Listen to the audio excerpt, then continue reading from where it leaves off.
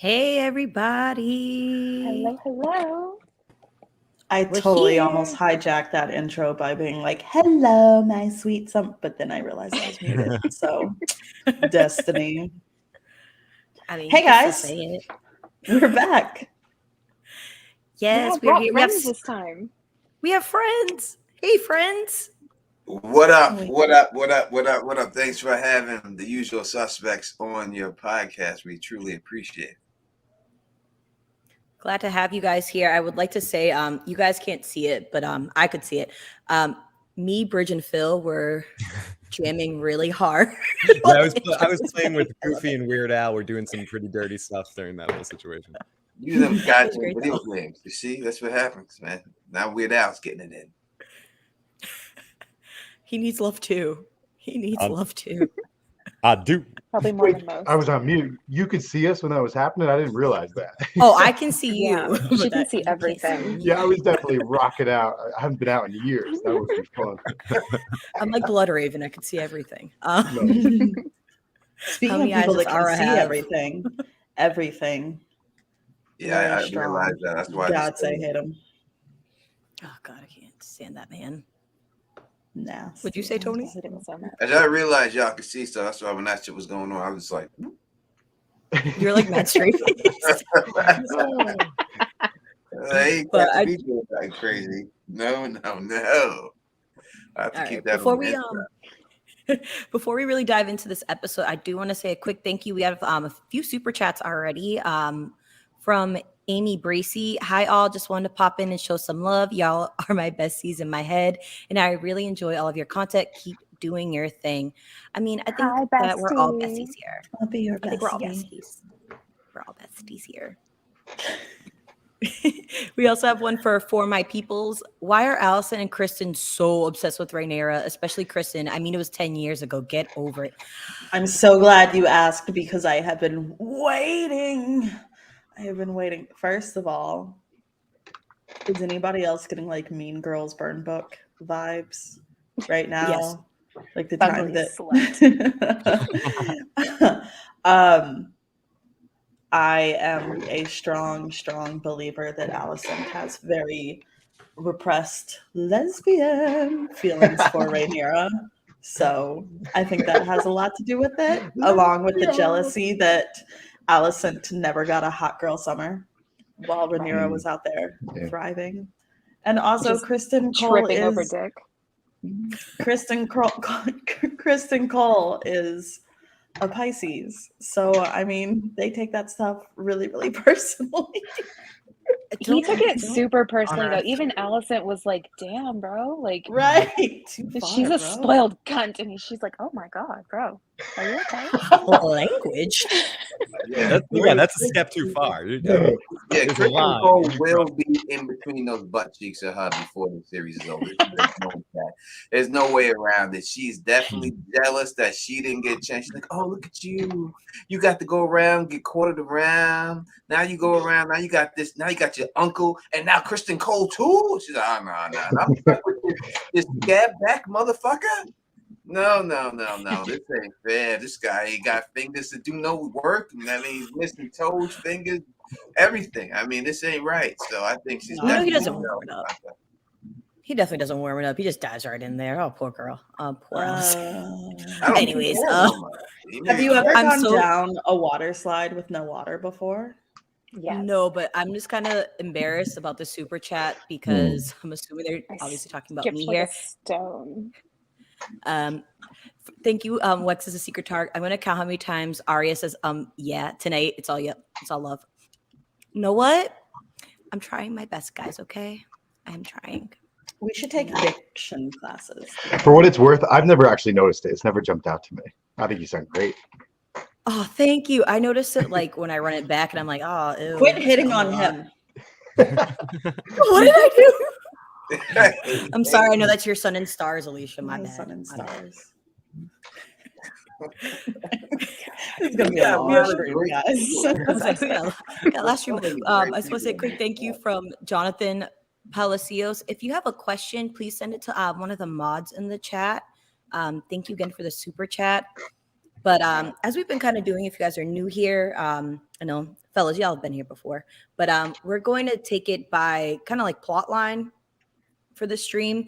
So we're gonna make you guys sad first. We're gonna start with Pentos. So that's why everybody get their tissues ready, because this is really, really heartfelt, and I cried. But we'll talk about it when we get to why I cried. I cried. Can we? Just one. Mandy and I both kind of shared a good laugh about it. Now hear me out. Hear me. No, hear me out. It's the fact that Vagar sounds like a whale. So it was really, to me, it was hard to focus on any sort of emotional gravitas when Vagar is responding with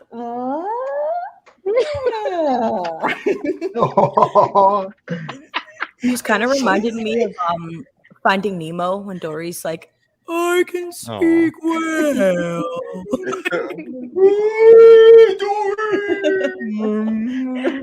Lena was like, take me out of this cruel world, and Vagar's like,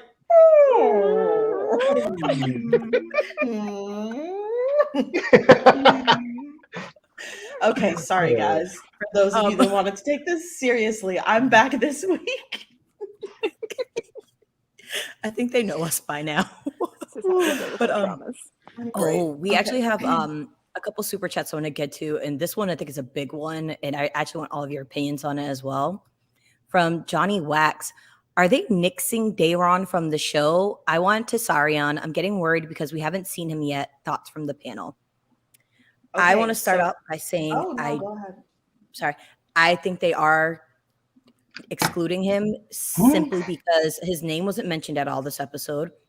There's a scene where Alicent talks about, Rhaenyra will kill you and Aemond. He has another brother. That brother would also get killed. HBO also dropped an official family tree, and Dayron isn't on it either. So, do you remember when we streamed with History of Westeros and Ashea said Dayron is going to be in it? It's just that he hasn't been cast this season because he would be one of the younger children. Plus, at this point, he would be in Old Town. So, well, I would say he'd be the same age as Jace. He's Jace's age. He's not younger than Rhaenyra's children. He's the same age as Jace. Like they were born like right around the same time. That's why I know. I remember them saying that, but this time I'm like, this is gonna be mad weird when they're like, oh yeah, remember this kid that we never talked about? Oh yeah, he's in the family too. Get what I'm saying? Looks. I don't know. Where did you see the official family tree? I've never heard of that. Is that on the website? House of the Dragon tweeted it earlier, like the official House of the Dragon HBO Twitter account. Okay, that is bad news, but you could say that that's the tree for now. They could go that route if they want to. If they didn't put him in the family tree, there has to be a reason why. They could have put, did they put pictures of all the actors in the family tree? Yep. All right, so it could be a situation where he wasn't casted yet, and that's why they didn't put him there. But maybe they could have put a question mark there. We've seen for Joffrey, they put a seahorse. Yeah, we've seen both here. So I would say he's not going to be in it. That's what I would think, that they're not going to put him in it. But it's possible they could. But I don't think if he's not in that tree, they don't have any intention to cast him. I still think it's possible. Right. Because during the opening credits, the family tree in the opening credits is constantly in flux. So I don't see why they couldn't make other changes like they're doing pretty much every episode now. May I ask, what is the spoiler content for the stream? What are we allowed to say versus not allowed to say? It'd be best if we don't spoil anything until maybe toward the end of the stream. Okay. We make a big announcement and tell people who don't want to be spoiled. My answer, though, without getting into any details, is I think you have to have him. I do. I really think you have to have him. I agree. I agree as well. I'm just getting nervous because there's been no mention of him. But like you said, he was at Old Town at this point in his life. I mean, it'd be nice. It'd be nice to have him, but they could give his storyline to other people. We've seen it before. This is not. So it comes down to: did people like what they did in Game of Thrones? Did he learn from doing that, from giving Ser Jorah all these different storylines? Did he learn from that, from giving them the John Connington storyline? And did he get feedback from that wasn't positive? So it would make him say, "Hey, we've seen that already. It didn't work. We need to cast this guy. We can't do it fans don't like this. So we'll see how much Ryan Condal did learn from his time on Game of Thrones. Yeah, well, and Daron would be like, what, 7 or 8 years old? There's still, I think, plenty of time to introduce him as a character. Yeah. And plus, yeah, like you said earlier, it was at this time or at some point during the early stages prior to the dance, he's down in Old Town anyway, so it's not like it's too surprising for him not to be in the picture. Yeah, and this is the only episode that he could have been introduced in, because this is the only episode he would have been alive for. So there's, I think there's still plenty of time, even before the season ends, to bring in that character.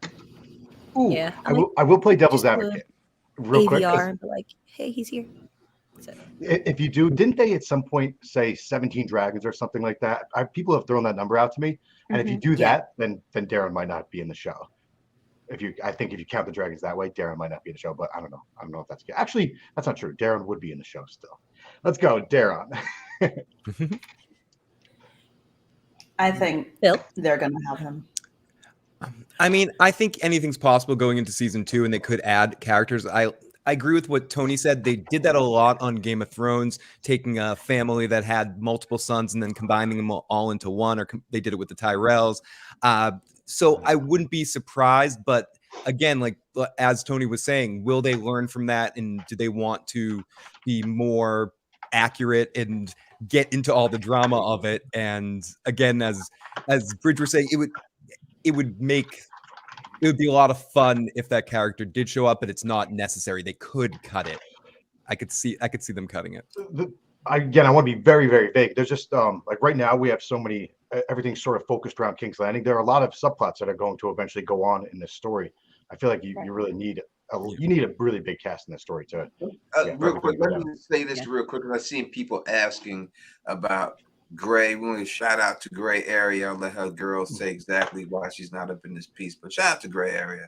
I know I keep seeing you asking, where's Gray? Where's Gray? Where's Gray? Lots of love to Gray. Yeah, I was not sure if you guys saw her Twitter announcement, but she's unfortunately under the weather, so she will not be with us tonight. She is actually, through her sickness, trying to get that breakdown out for you all. So just, be on the lookout for that. But, we're here. Hope you guys like us. Yeah. Can I say one thing? Gray actually relayed a message to me. Oh, shit. Ooh. Yeah, she wanted me to tell. She wanted me to tell everybody that she was so happy that whole Vagar scene. She was pumped. She loved it. Which Vagar scene? I'm kidding. She cried. The scene that we're about to go over. She's like, I cried during the scene. That was me. I was trying to be funny. That was me. Relaying messages to you and not me, goddammit. I was gonna say, what about us? But yeah, no, me and her were talking about it earlier. We both were very upset. But before we so special about Bridge right now. Alisha and I are just giggling about whale noises. Meanwhile, me and Gray. Well, I was just trying to figure out what the hell was going. I don't know. It was really, I didn't emote during this scene just because I think I was so lost. Like, what? And I think that's what tends to happen sometimes when you've read the book so many times and the show decides it's going to deviate, and it's going to deviate like that. Your mind's taking so long to register that there's really no room for emotions. That and the whale noises. Makes sense. Mostly the. I was gonna say, so getting into this episode, how did you guys? I like this shot of when Vagar and Caraxes are racing. It kind of makes. Oh, damn, this is a spoiler. It's gonna make me sad in a couple seasons. Let's catch my drift. But if you know, you know. But I just thought this scene was really fun. I liked seeing them being playful with each other. It looks like I'm assuming have been entertaining people in Essos for the past decade. Yeah. It looks like. We were asked a question when we did the stream, and so I'll pose the question to everybody here because I thought it was a very interesting question. Are you upset or mad, or do you believe that the Valyrian should be speaking High Valyrian also, and that the only word that comes out of their mouth is Jacaris? Or are you okay that the Targaryens are the only one that speak? I mean, they're from Valyria too, so would it be nice to hear them speak that? Are you upset about it? Do you wish they would, or no? I would like them to, especially with at least for Lena and Lenore, their mother being Rhaenys, who I would assume also can speak High Valyrian. So I would assume she would teach her children that, but also House Velaryon should be able to speak it because they're from Valyria. The only difference I could see is where they came to Westeros sooner. That's maybe why they don't speak it anymore. But I would wish for them to speak it more often. I think right now the only ones who are speaking High Valyrian in the show are Daemon and Rhaenyra. And that might have something to do with, I mean, has any other Valyrian characters Dragon spoken it? Tamers. I think Viserys Other busted than it the out dragon. one time. Oh, well, I think One it might time I was have to like, do with "Ooh." the actor's ability to take on another The- language, even if the language is made up. The Dragon Yeah. Keepers also do, I think. They were speaking. Yeah. Yeah, Sylvan. Dragon Keeper speak. Yeah. They used the commands, and then there was the one dragon keeper that was explaining things to Jace, and there was a translator. So we did get, a little bit of another character using the High Valyrian. Well, I was saying any Valyrian characters that speak High Valyrian, because I've not heard Viserys speak it. I think he did once. I vaguely remember him saying, I was like, oh, Viserys, what's up? Yeah, he did bust it out once he did. briefly, but I think it's What been did he used. say? I forget what it was, but was it to Daemon Bridge? Did he say? I can't remember the scene at all. I just remember being surprised by it. I think it's so being not memorable.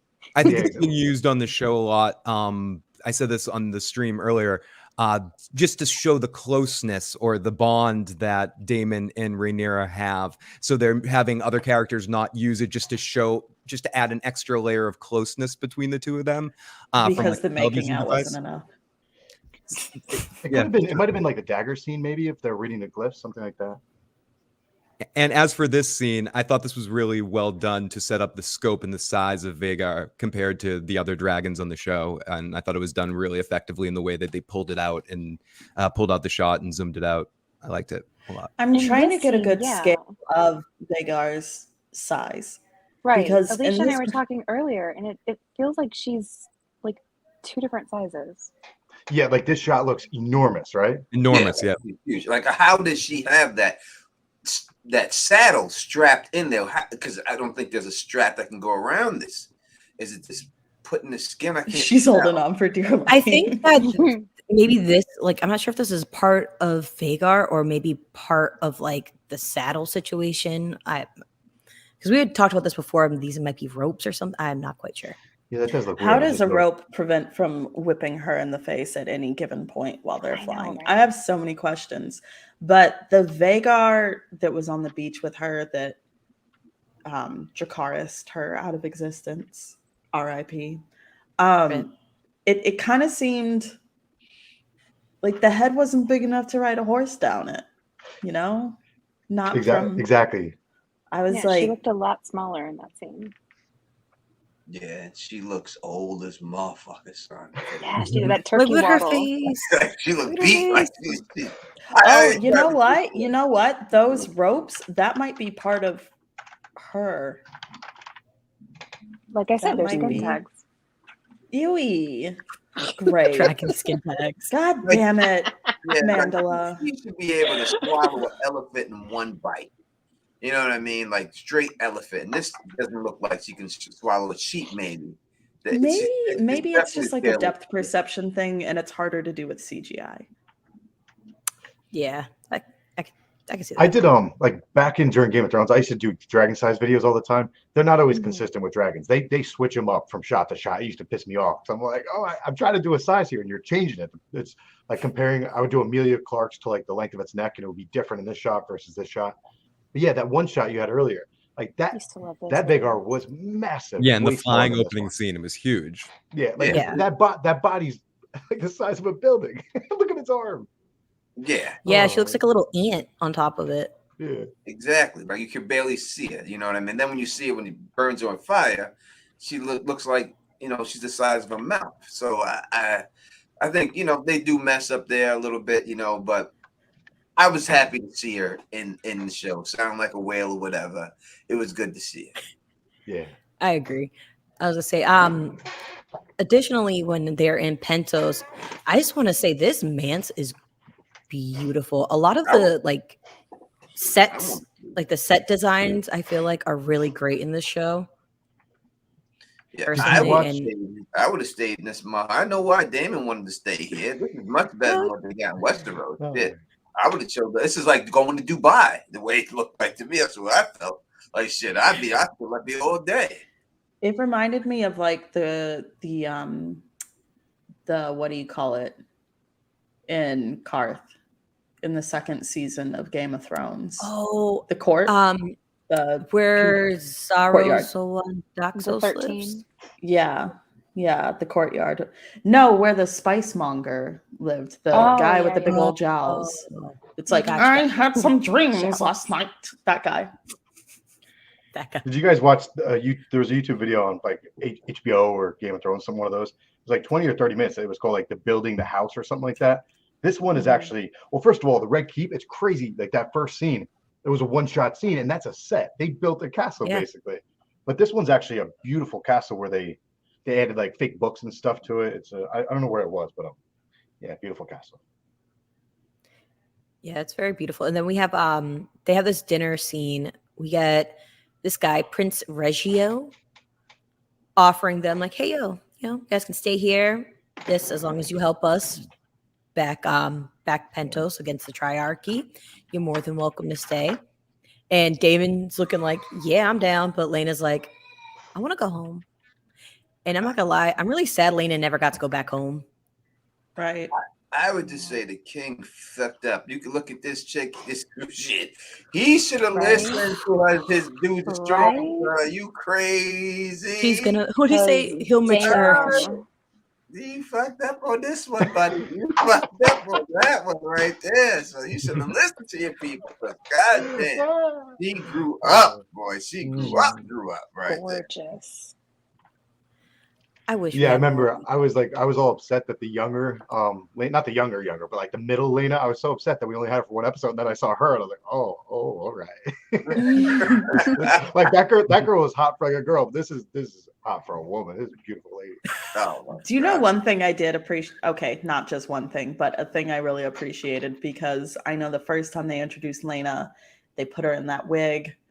That Founding Fathers wig had me messed up. So her hair is looking a lot more realistic the older she gets. And I did appreciate how here her curls look snatched, but when she was exerting herself, those curls fell and were looking frizzy. And I'm like, see, that is what it's like to have curls in real life. Exactly. They just match your mood. I don't know what it is, but they have a life of their own. But, good on the wigs. It's such a shame. She's such a badass. It sucks that she's gone. Do you think it was too fast? Do you think that they rushed that? Yes. I know a lot of people would say, I thought they could have did more with it. I think that and I love the show, and I'm not saying anything bad about the show, but me in particular, I would have rather seen more. I understand what they're trying to do, but to me, it seems like they're just rushing it a little bit too much for my liking. And I know that Dan and Dave got a lot of slack over that they rushed things and kept things out and tried. So we have to hold these people the same standards. To me, it's way too rushed. I would have loved to see more of this. Well, not even an episode. He's gone. I felt like the first time jumps were more manageable than this one. This one felt way too big. The 10 years was too big of a gap. Yeah. And so we didn't get any of the meat within that decade of like relationships evolving or just characters interacting with each other. And so now as things are starting to pop off, as they are, it feels like disconnected. Yeah, I agree. I think they underestimated how much audience would have liked maybe a slightly slower burn. I think with this season, it seems like they're kind of just trying to get to the meat and potatoes of the dance. By the finale, things are popping off is essentially what it seems like they're building up to. But which is understandable. There's 30 years of stuff here that they have to cover. But like this was a lot of like foundation laying that we missed. Yeah, and I feel like they really had a missed opportunity with that. But I get why they did it. I honestly think they probably didn't expect this positive a reaction from everybody that wanted to see more. Like I wanted to see more of Lena and Damon's relationship. I wanted to get my thruple, didn't get that. I wanted to see Harwin laying down, you know what I mean? That's strong. That's strong. What was? Can you go back? What's a I didn't throuple? get What was a that. throuple? Oh, a throuple is 3 people in a relationship, aka Rhaenyra, Laena, and Daemon, like they are in Fire and Blood. Interesting. I would have loved to see that too. That's one of my. That's what we all When want.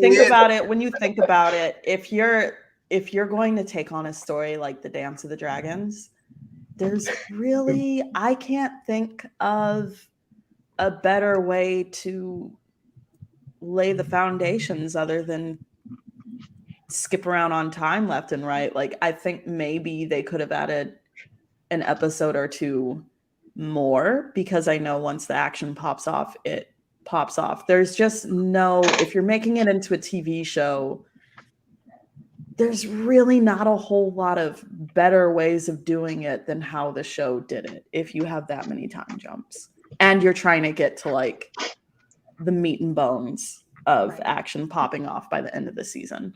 So yeah, sorry, go ahead. It's like not, I feel like no matter who wrote it and produced it, we'd be dissatisfied with the time jumps. Because it's hard to translate on the screen. All I meant for me personally was that it felt multiple times like, oh, by the way, this happened. Like, we didn't get anything between Harwin and Rhaenyra. We didn't get anything between Daemon and Laena. We didn't get anything of Alicent and Kristen getting this deeper connection. It was just kind of like thrown at us after 10 years of silence. It and it seems like felt they're disconnected. It seems like they're set with a certain amount of seasons they want to do, and they're going to do whatever they can to just get this plan instead of going with the show and feeling the show itself and building like, hey, maybe we could have milked this a little bit longer if the show is doing good, but we have it set. And I understand everyone wants to get to the main course, but the Don Tony Teflon, I enjoy the sides, right? I enjoy everything on the side, and you know, and I enjoy the foreplay too. It seems like we're getting right to it. They're trying to rush through the foreplay, and there's no need to rush through foreplay, right? Foreplay is good, guys. Hey, make sure you do that. Yeah. But you always want to get there, you know what I mean? It seems to me that we're pushing right through that just to get us set up for next season. Like, this is all this to set everything up to get you hyped to watch it next season. Let's get through this season and not worry about trying to get to next season. Let's focus on this right now. And I think if I got to see Daemon in the brothel with these chicks, I deserve to see him with this one, man. And they took that. Yeah, absolutely. I wholeheartedly agree. I should have saw how that baby was made. Yup. I also feel like they set up a couple things that they didn't pay off, like with Daemon talking to his wife's cousin there. Well, I'll see you in the Vale. I would have maybe wanted to see what happened on, because they just set up a few dramatic moments. So I don't think we needed to have all of this be a full season, but I do think maybe an episode or two more before the bigger jump, or maybe just a more of a gradual rise to that. I love this episode, but this easily in a different universe could have been the season 2 premiere and have everything leading up to to the end point of the episode previous to this as the end of season 1, and then have this be the beginning of season 2.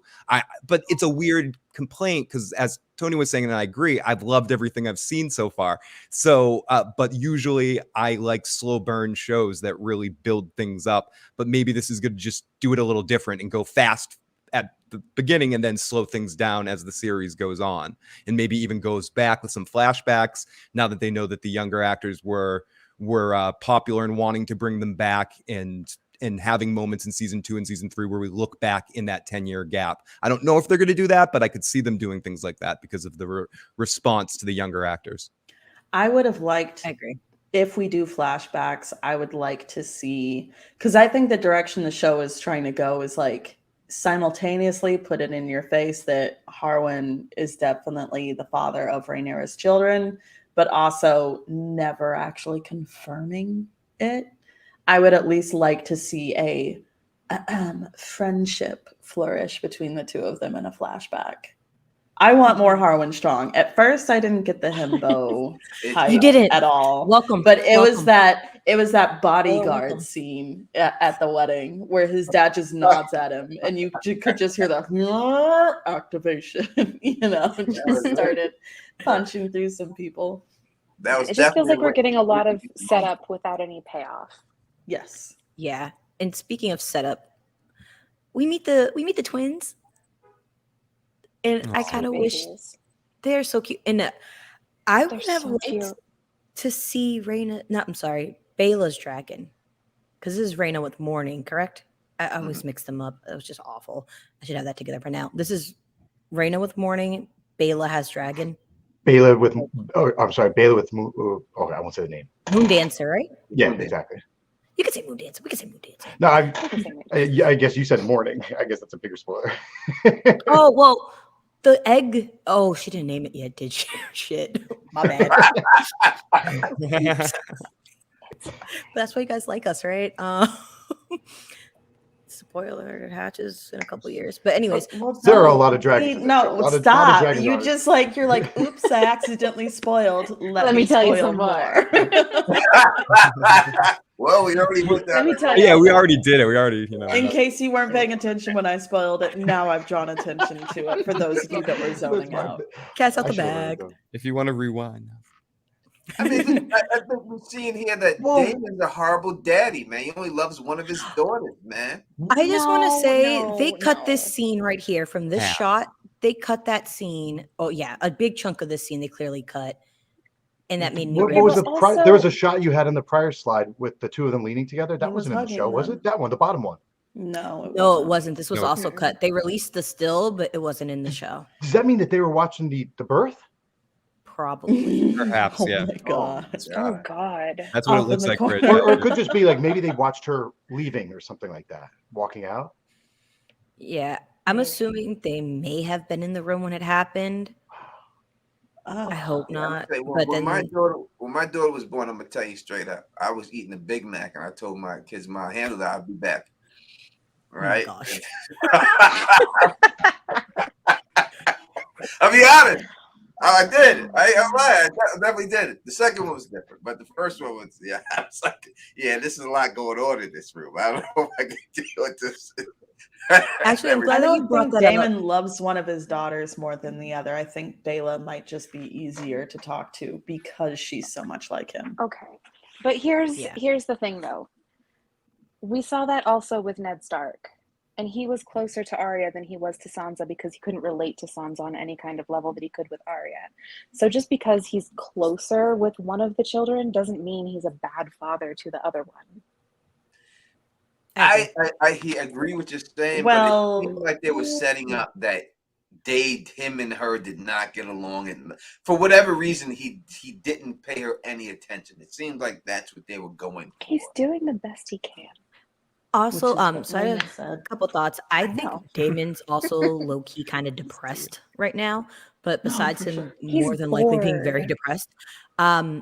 With the daughters, it kind of echoes back to the conversation Viserys and Daemon were having when he comes back to the steps from the Stepstones. He's like, "Oh, Mom loved you more," blah blah blah blah blah, which is very similar because Alyssa had a similar spirit to Daemon, which her granddaughter has. So I could see maybe that's why they relate to each other a little bit more. But I don't think he was purposely ignoring his daughter. I really think in this scene he was probably having a nice conversation with them, but they cut it to throw it into that montage thing going on. But she did say that, right? That he ignores her.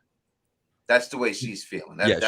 She feels like she says, "Daddy ignores me." Domesticated Daemon ignores me. So, I mean, there's something going on there. I mean, I don't know why I put that in there.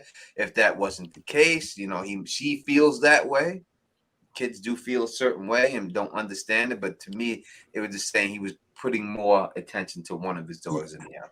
I didn't see it on screen from his standpoint. It was just hearing that from her. So it could be something in the way as was stated that he just easier relates to one rather than the other. Doesn't mean he loves one more than the other. He just can communicate with one of the two, and that doesn't make it's not about good father, bad father thing. I think he, at least what I saw on screen so far, he cares about both of them equally.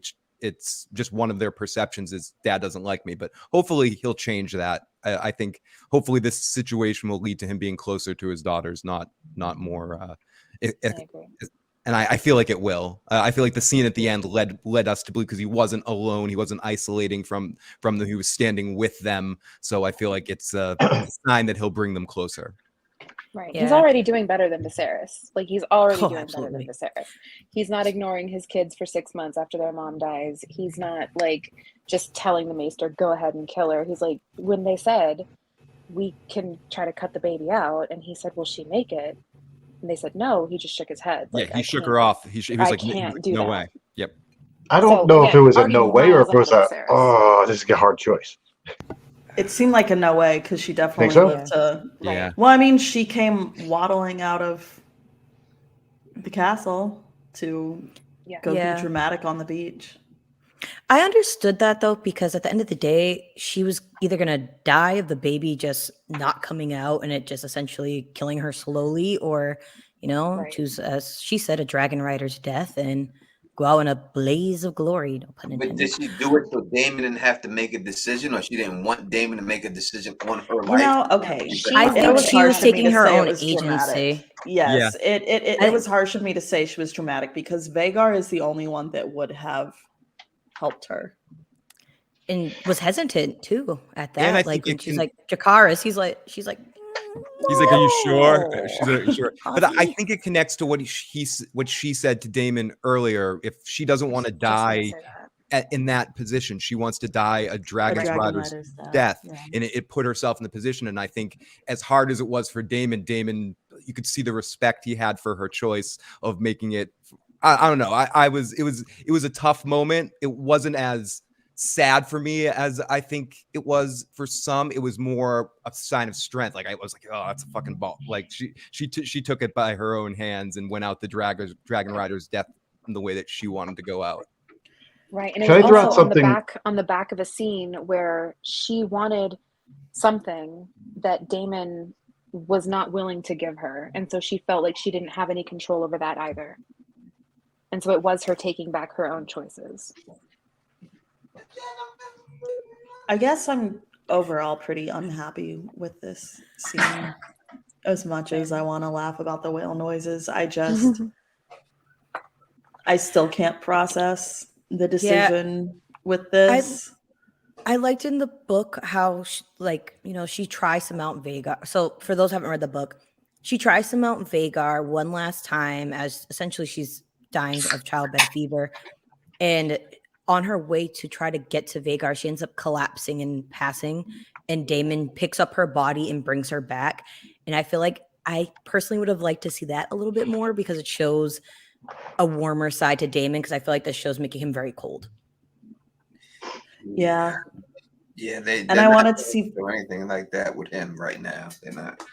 When she was first walking out to the beach, I definitely thought that she was going to collapse trying to climb Vhagar one last time, and that we were going to see Vhagar lose her shit, which that would have been emotional for me. As long as I'm going to be honest, I hate to say, but I didn't want her to get stepped on by a dragon. I was like, damn, she's going to have to get stomped out. I don't want to see her get stomped out. But I did not think they'd have a burner up like that, at all. I didn't think it was. I thought they were going to do more of the book situation, and it was a little shocking to me that they did have a burn. Yeah, it was rough. It was tough. But I'm assuming from here that Damon and co, obviously from the preview, they're going back to Westeros. But before we get into this next segment, I kind of wanted to catch up on some super chats, and I thought this was a very fitting place to start. From Ijovu, thank you for the super chat. Allison is the origin story of all Karens, and I have been waiting to say this sentence for like a hot minute now since it's been there, and I agree. She is... I just want to actually, since we're here, this scene right here, to get into how she's a Karen. This baby just entered the world, and for her to ask for that baby to be summoned to her immediately, she didn't ask for GrayArea specifically. She specifically asked for the baby. But like, GrayArea can't hold her son before the baby's dragged off to you. Like, what is that about? Right, because she knew Rhaenyra would bring him. Like, she wouldn't let one of her babies be ripped from her arms moments after it was born to go be taken before the queen. You know, she knew. Allison's ovaries definitely dropped in this episode. This is not the same girl that was over here pulling her fingernails off or anything. This is a bitter woman. You know what I mean? Good looking woman, but bitter and stuff. And I at that point, I would think, if you didn't bring the baby to her, what would happen? Well, I mean, your dad is still the king, right? So if you said, fuck you, the baby just came out, what is she going to do? Like, why? Well, a part of it is Rhaenyra's stubbornness, too, because Laenor offers to hold the baby, and she says she'll get no satisfaction out of that. So Rhaenyra just kind of assumes that, first of all, Alicent is summoning the baby because she can't wait 2 seconds to see its coloring, for lack of better words, is I believe the word they used. But I mean, I think Rhaenyra is just kind of like, well, this is my baby. I don't want you left alone with my baby. Like that scene where Alicent held the baby and walked past Rhaenyra. Rhaenyra kind of panicked until Viserys came up and he was like, how was the labor? So I mean, I called the midwife a cunt. I love that scene. I feel you, baby. I wanted to say, actually, Tony, when you were talking about this, brings me to the next super chat from Jonathan Palacios. Thank you for the second super chat. Sorry, first time using super chat. What are your thoughts on the new actors this episode? I'll pay twice. You guys are worth it. Oh, thank you. You're so sweet. That was so sweet. So yeah, actually, I want to get everybody's thoughts. So we got obviously a new actor in Emma as Rhaenyra. We got, oh my gosh, I just forgot his name. Laenor? John McMillan. Laenor. Thank you. John McMillan that plays Laenor. We got Olivia Cook playing Alicent. We also have the actress that played Lena, whose name I had and lost somewhere in my notes. If somebody Can I wants to please pull that talk up. about John McMillan and how Yes, please. excited Please, I love him. Okay. Yes. One of my favorite shows ever, I've probably seen it about 12 times at this point in juncture, is a show called Chewing Gum. And he plays the main character's ex-boyfriend, Ronald. And John McMillan is probably one of the funniest actors I have ever seen, because every line he delivers is just deadpan. And I don't think he says a single serious thing. And that I don't know. If you've seen Chewing Gum, you know what I'm talking about. But he just like the zingers he delivers are just cruel with this deadpan serious look. So seeing him as Laenor, hilarious. Laenor. The actress that plays Lena is Nana Blondell. Thanks, Bridge. So I just wanted to say that quickly. But honestly, I feel like even in his role here, he's adding a lot of like humor to it. Yes, for certain which is lines, what I was getting at. Yeah, I like it. I like the tone, his tone. It's a little goofy, and I like the goofiness. He had me dying laughing. The actor was great. He's great. He's amazing. Also, his voice. There was a scene of them when they had the one-on-one. There's absolutely no musical score. Both of their voices are just so unique and so cool that like they could both do great audiobooks. I feel like I would just love listening to them all day. You should watch Chewing Gum if you haven't already, Bridge. You will love it. Well, Tony, I love Emma Darcy. I think they've done a wonderful job so far. That was probably my favorite transition character-wise, because I think Emma Darcy has just done a fantastic job. She makes you forget about Millie Alcock, which is a good thing. Right. And Millie Alcock was great too. Like, she was fantastic. But there's just, I don't know. Emma was for me anyway, it was a very seamless transition where the other ones felt a little more clunky. Yeah, I'd say their performance was probably my favorite so far.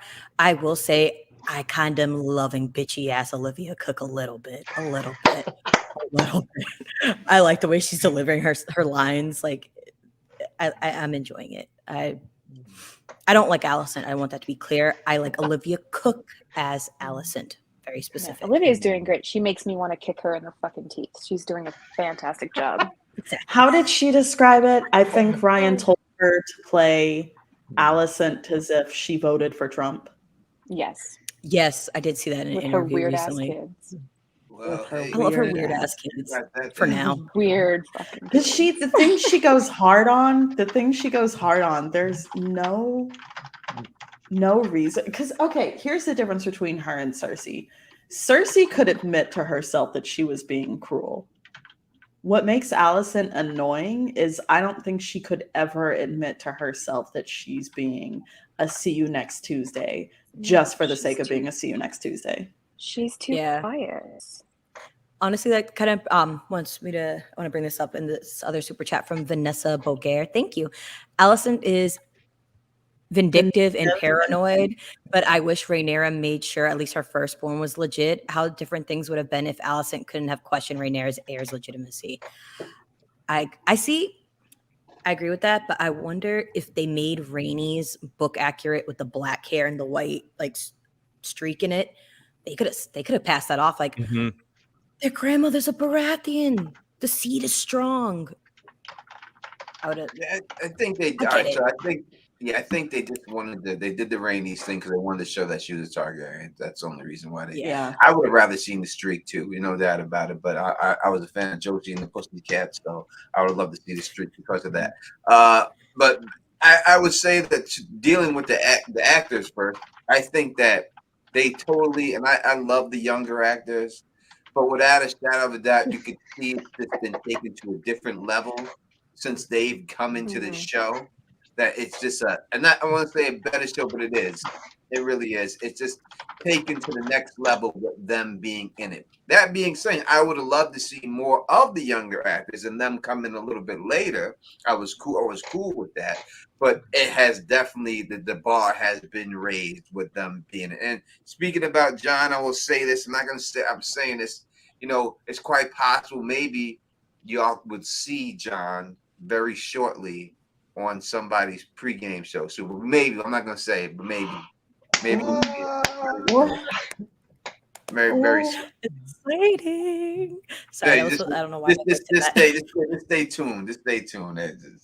Maybe you'll see it. We'll see how it goes. But it's just about a done deal. Oh, I want to see. I can't wait to see that. But before I forget, I want to address this super chat. This is specifically to Direwolf City. We were right, is all I have to say. George Pelapar, thank you. Did you see an interview where Matt Smith where he confirmed Damon is a Scorpio? I have not. Because Matt Smith is also a Scorpio. Oh my gosh. It would make me so happy if this Damon is a Scorpio thing started here and it caught on like fire, like wildfire. Matt Smith was watching us one night and he's like, oh yeah, huh? Yes, that's my headcanon. It's in there. That's our headcanon. Matt Smith is one of the 500 something people watching live. And with that being said, you guys should all be hitting the like button. Manifest while the moon is still new in Libra. I would say don't underestimate the reach to these actors and stuff. Don't think that people don't watch. Yeah. Someone's chair is farting. Bridge. No, I'm on mute. No, you're not. Not if I was on mute. I don't think you can hear me.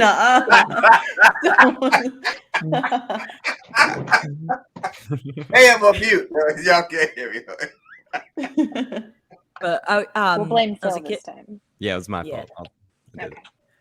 I'll say getting kind of dude. I've been using the wrong mic again. This always happens. Why don't you guys tell me that I'm using my webcam mic? Does it sound different? Do you know what they look like right here in the still? Rhaenyra and Laenor.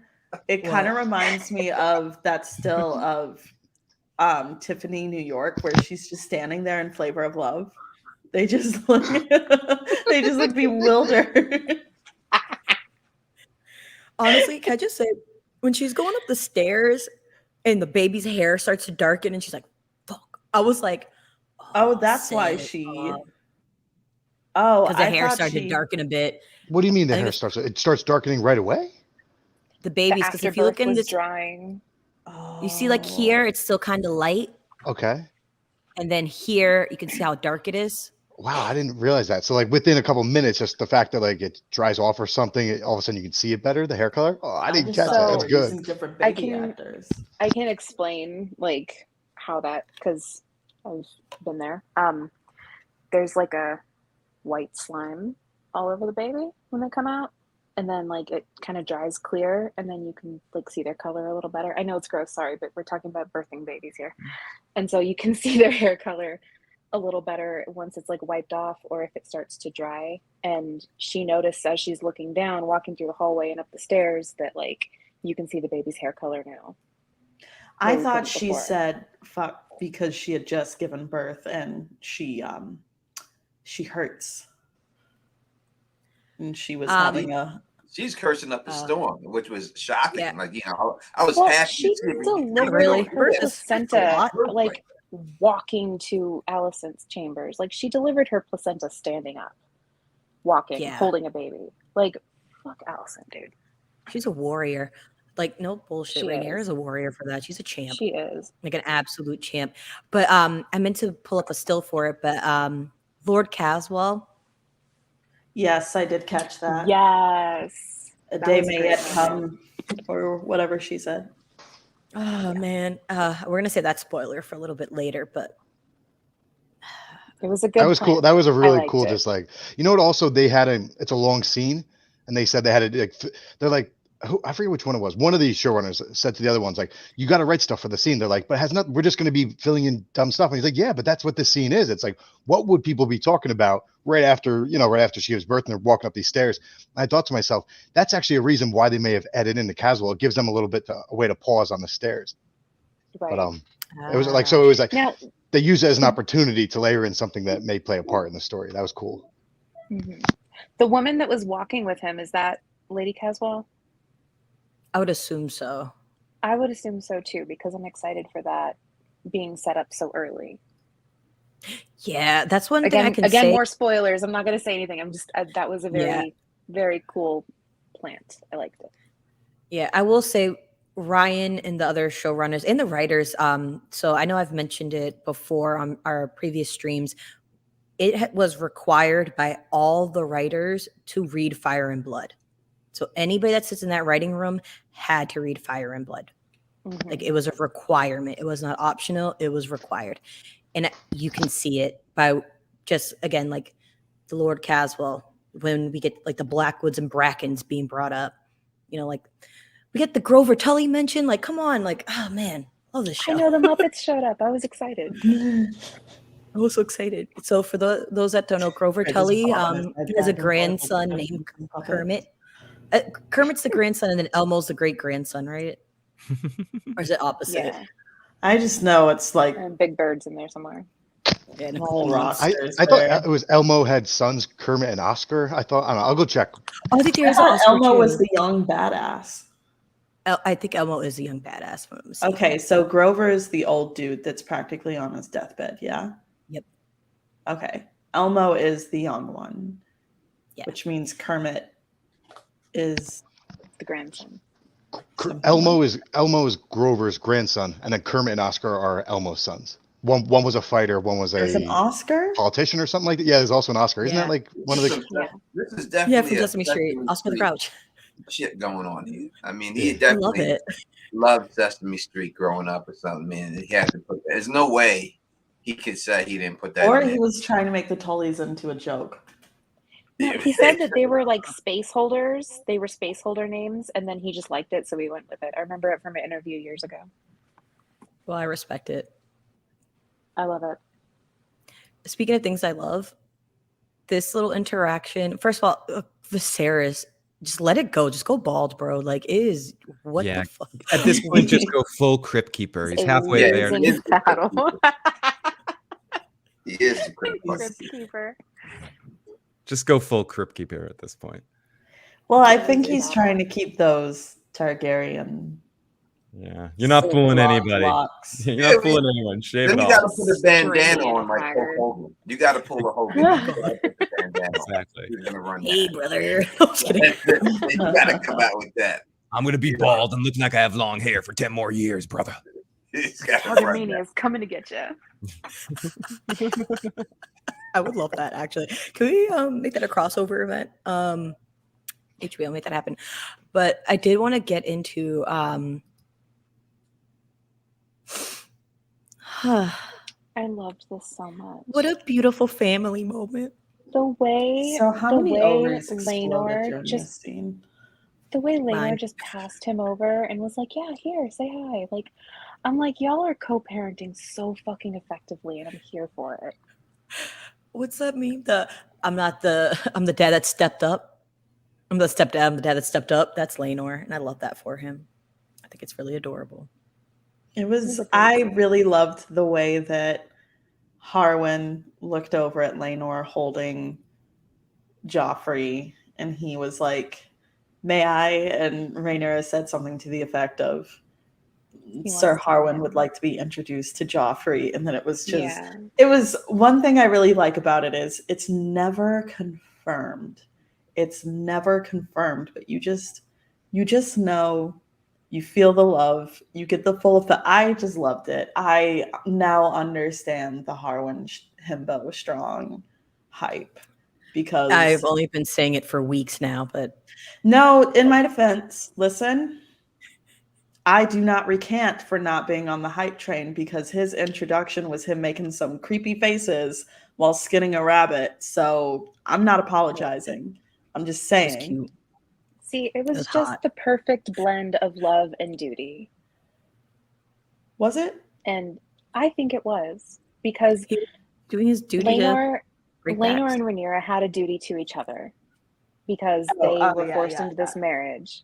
Yeah. And they just kind of let them keep their own agency, and you know, go have fun with Carl and I'll have fun with him, and everybody's going to be happy, and the kids are loved and well taken care of, and everybody's peaceful, and it worked. And love was not the death of duty here. They had it all. Maester you know who else could have had it all? Do you know who else could have been rolling in the deep in some Targussy? Kristen Cole. Kristen Cole was a bitch. He could have. Man. Well, look, job security, Targussy, and he said, "I need more. I want more marriage." He didn't want to be the side piece. Kristen Cole wanted to be the main course, and that's his prerogative. You know what I mean? If he feels, you can't be main course with side piece dick. I'm just saying. Obviously, his game wasn't main course level, and you can't just try to tell a chick, listen, I'm gonna get a job at the goddamn grocery store. You know what I mean? I'm gonna bag some groceries over here. I'll be the cart wrangler. You hustle a little bit on the side when the chick is, got the whole kingdom out of Beckon. It wasn't gonna work. But I could understand him not wanting to be the side piece, but the way he went about, I don't know how he got strung out. This dude right here. I think he was being selfish by asking her to go away with him in an orange crate or whatever. The rule is that you don't get pussy whipped, you whip that pussy. And he didn't do it. R.I.P. bro. How did he think he was gonna hide a whole Targaryen princess when Daemon is out there? Like, I don't know if he quite thought that through. What's on top of it, he could have been always close to Rhaenyra. He could have still been in the King's Guard. He could have, it's not like Laenor would have minded. Yeah, he still would have been her number one guy. He just had and he could have fathered all of her children, and no one would have cared. But maybe no one would be like that. Because he was specifically he was like, you want me to be your whore? You want me to be your whore? Yes, I do. Bitch, yes. Yeah, learn your role. Do it. Do it. Stay in your place, bro. I know your role, dude. Look, I think Kristen became increasingly despicable, and I think it's only going to get worse from here in this episode and on. However, Kristen Cole, I tweeted this, Kristen Cole is a douche, but Fabian Frankel can stand under my umbrella. You want a couple with Kristen Cole? I do not want a couple with Kristen Cole. I dated a Pisces once. I'm good on that front. Just saying. Okay, before anyone's like, oh, so Alicia's hating Pisces now. Oh, I was am a gonna say Pisces. I am a Pisces. Yes, I'm hating on slander. this. I'm just kidding. Real quick, I messed up. I wanted it to be a joke. The word's coupling. Have you guys ever heard of the word coupling before until this Being show? stacked fridge. Not really, no, but I just like saying Explain it it to us in detail. No, I wanted to say the word coupling there, and I said You have couple instead. slides.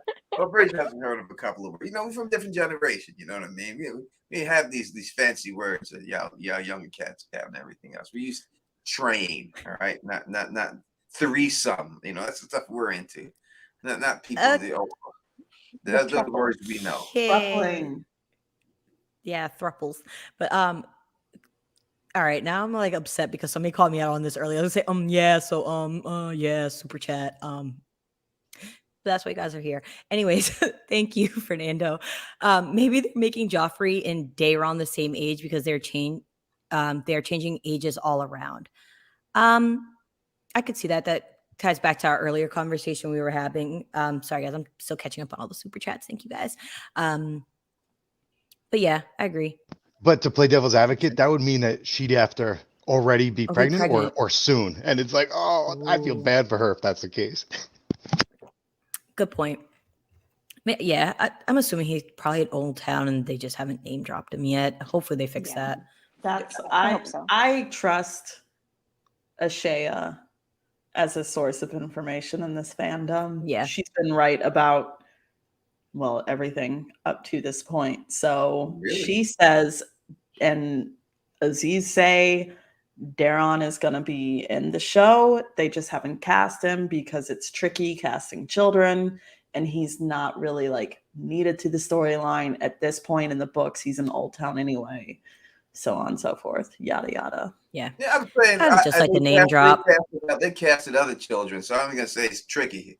I ain't gonna say it's that. I mean, maybe they will, but it seems like when you look at what they had, when you look at the family tree and everything else, the fact that they had an actor playing the family tree and they didn't know the actor and they put a symbol there and they didn't put the symbol for this one, it seems like that most likely they probably aren't going to cast this. But we shall see. Yeah, we shall see. We'll see. Yeah, because like I said earlier, the only thing is they just said name is a drop. Virgo too. I was thinking about that today. He is. Was he's too also even tempered. Alisha, don't say that. Why would you past tense? What? Stop. Oh, that's she was no, reading Mandy what I put that. She was reading what I put in the chat. Was my heart. Sorry, I'm still catching up. No, do you know who was really foul with that too soon shit? Chloe. Oh, Chloe. Yeah. Chloe. Man, Chloe. She said on Twitter you to stop, earlier, baby girl.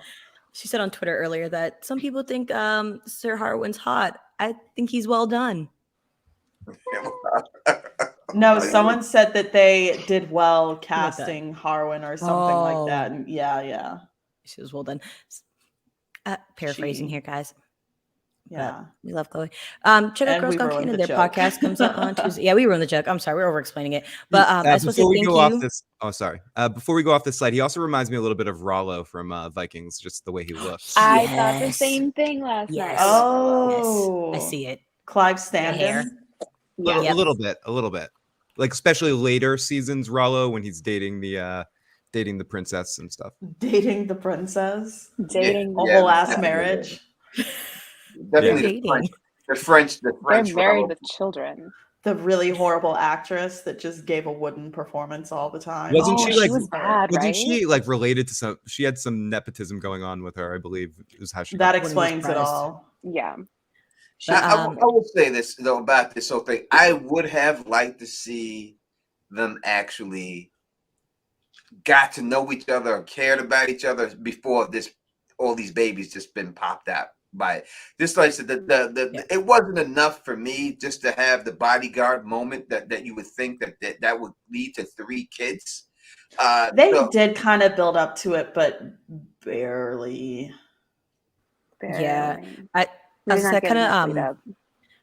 just wanted to say a quick thank you to Maud Mary for the super chat. Hello, all my favorite people. I'm listening to all the tea, sending love.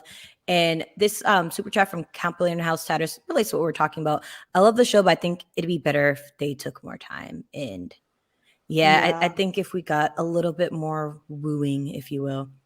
I bet if we got 12 episodes instead of 10. Well, It would be Agreed. perfect. I've had Yeah. many a women on my shoulders playing chicken fights in the pool, and I ain't had kids with none of them. Right, so just the jump from that, if you see, it's too big of a jump. Just It's binders of big. women. Huh? You just weren't spraying Nothing. around. I was like making Aegon fun of was. you. I said so many women, just binders of women. I've been in pools many times, and I have been, and we've done many a chicken fights. All right, and I'm just saying, just because you have a chick on you and you carry a chick, don't mean you all of a sudden next time you see him, you got 3 kids with him. And that's basically what they gave us. They gave him carrying a chick away. Next time he's got 3 kids with this chick, and it's that's how babies are made, don't you know? I understand how Someone didn't babies pay are made, but I'm attention saying in health there's no class. build up. I don't think there's enough build up to it at all that these are his kids. I think they could have built that up a little bit better. I would have liked to see more of that, because it seems like they do care about each other. It seems like, it wasn't like she's just going around sleeping with the realm. It's not like she's the thought. She's not Cersei Lannister here. It seems like she actually cares about this guy. We didn't see anything that they showed that she would actually care about this guy from anything we've seen with Millie playing the character. Right. She does kind of brush him off quite a bit. Yeah, I think that scene with the what rabbit Alisha said. skin. Go ahead. They actually dance more I than think one. what you said about the 12 episodes probably would have been a better idea for the first season. Yeah. Oh, they do dance. They do They dance. dance and they dance in the beginning, and they dance more than once during the dance. If you break it down like frame by frame, but it's for like split seconds. You know what I mean? But they're smiling ear to ear. They're having a good time. Speaking of a good time, can I just say, I cackled, literally cackled during this scene with the pink dread. Yeah, I like how they put wings on it and stuff too. You're condoning bullying. I was speaking to my friend Mrs. Duncan the Tall. She said the same thing. She's like, the pink dread, ha ha ha. I'm like, you're condoning bullying. No, it was pretty funny. To be fair, It's A, it's fiction. B, it's Aemond Targaryen. I know, but right now he's still a child, and I felt bad for him. It don't matter. As Aegon said, he's a twat. I felt bad for Aemond. For the first time in my life. I felt dirty afterwards, but I actually felt bad for him. Like, this is something clearly that bugs him, and his asshole older brother who then, shuffs the blame off onto someone else, is like torturing him about it. It's so mean. I feel that's like not all he flung on somebody else. See, okay, so for me, it's not that big of a deal just because he's got his whole life ahead of him to try to claim a dragon. So that's where I was like, oh, boo hiss. Yeah, I just thought kids do, siblings do shit like this all the time. That's why I'm like, I don't see it, because it's his brother and his nephews joking around. Like I didn't see it as being like super malicious. I think he just took shit to the head when he's like, oh, I'm gonna go walk down the tunnel because I'm sad, and then see Dreamfire, and then almost get my ass lit up. But the dragon just kind of laughed at him. Most definitely Alicent's favorite child, probably in a very Buster Bluth sort of way. No, like we said earlier, he's our Norman Bates. Yes, he will end up being Norman to But her I say Norma. earlier, he's the one, which is funny running because into Alicent's room. I did it, Mom. I fucked her. I did it. Are you proud of me? Do it in the Australian accent. I got my willy wet. Here. I did apologize to the ether, Carla, when I was doing it in the car. She earlier. did. Like, sorry, Carla. Got my willy wet, man. I did it, Mom. I fucked her. I fucked her good. So if you guys don't know, we think Eamon has an Australian accent. Carl Away from Australia is giving you some props, Alisha, on your Australian accent there. Literally, thank you. We love Carla so much.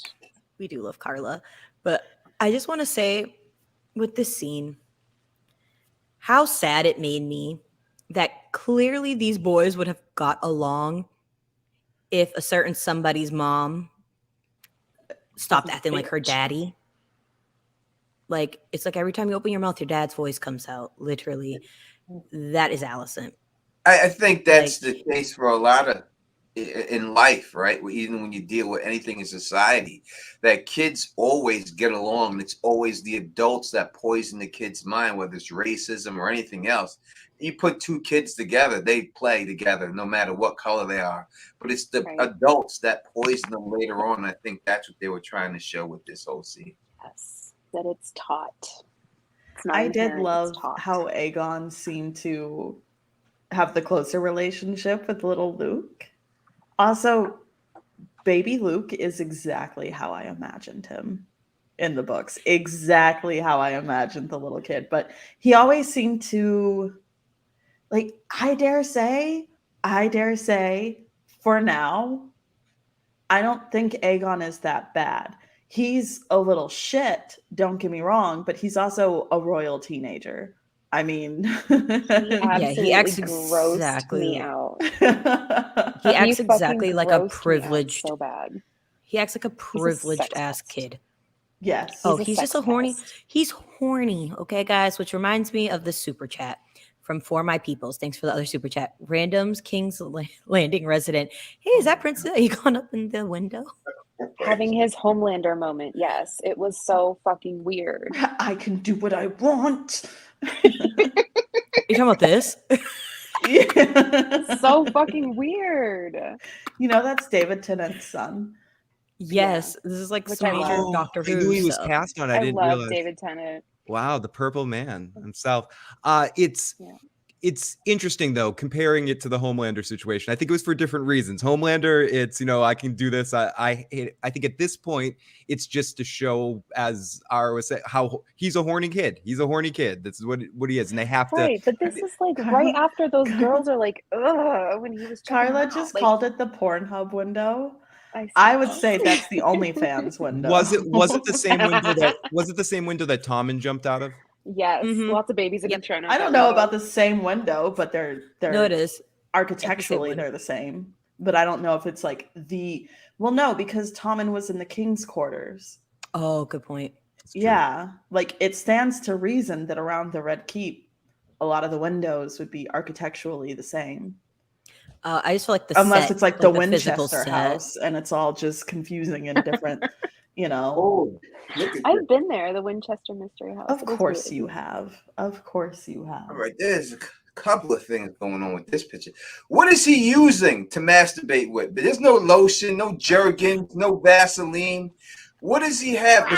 Good old fashioned spit and sheer determination. Lard. Tony, it's lard, and you know he smells like lard. Yeah, spit don't get you that hand that slippery. That hand I said sheer determination, did I not? Dude, can I just say, I know we jumped ahead with this scene, but his mom just walking in and having the audacity to be like, "You're gonna be the king," after you just walked in on your son masturbating like, to bells tolling in a window. Like, man, this is not the time for this conversation. Like, that's so embarrassing. To me, well, not only that, but I'm gonna need you to reassess the situation here.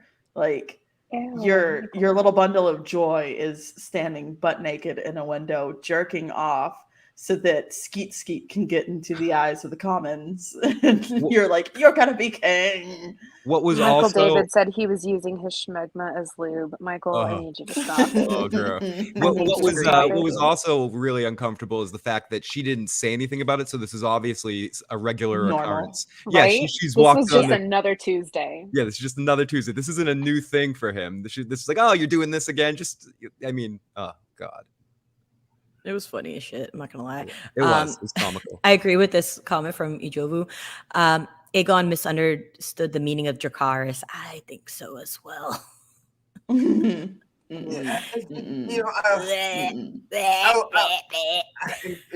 was a very weird. Again, I know y'all said it, but definitely, there's no doubt that this guy Ryan Condal's a fan of the boys, because there's no way he came. He definitely watched Homelander do this and said, "I got to put this in this mother." Yeah.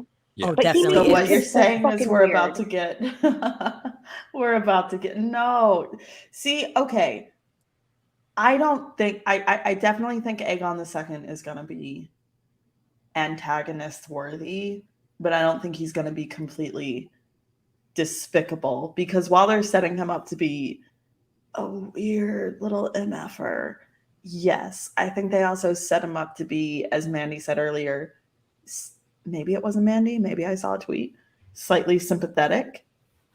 Oh, it was because when Alicent comes in, she's like, well, if Rhaenyra sees you as a threat, she's going to destroy you. And he's like, well, I just won't challenge her. And she's like, no, you are the challenge. You need to challenge her. Like, I don't understand Alicent in this episode. Yeah. It's like that. It's like that meme, the illustration of somebody riding on a bike and taking a stick and poking it through one of the spokes, flying off of the bike, and then immediately blaming somebody else. She is. That's her what father's Alicent is child. doing right now. Yeah, she's literally her father's child, because you could see in this scene, and even in the other scene, where he calls his brother a twat in this scene when she's like, "You shouldn't have done that. That's your family." But they clearly had a bond with the boys. They were getting along. And then he, in his head, accepted, oh, my sister's going to ascend the throne, and my nephew will after that. I get to enjoy this life of being a little sexual, pervy deviant and having a shit ton of money and a lot of access, and I can do whatever I want, is how I interpreted how his brain thought his life was going to turn out. Right. But his mom... he was going to be Tyrion, but less smart. I was going to say, not even Tyrion. I was thinking more like make our sons like Aryan. Like Aryan Brightflame, like, or Daemon himself, yeah, just like go rogue and do what I want, fly on my dragon, like it's lit. But can you get his O face off of there though, Jesus? Yeah, I'm gonna get his O face off because there's a different scene I wanted to talk about, and it was this one with my little bug princess. These kids are so fucking weird. All three of them are so weird. Yeah, Helena's a dreamer and into STEM. Is all I got. Like, I know he needed to find out that she was a dreamer, but this was the weirdest fucking, like, look at all these legs and eyeballs. Like, bitch, could you not? Yeah, it was like a horror movie. I love you, but god damn. Would we be able to switch photos? Please. Why do you not like bugs?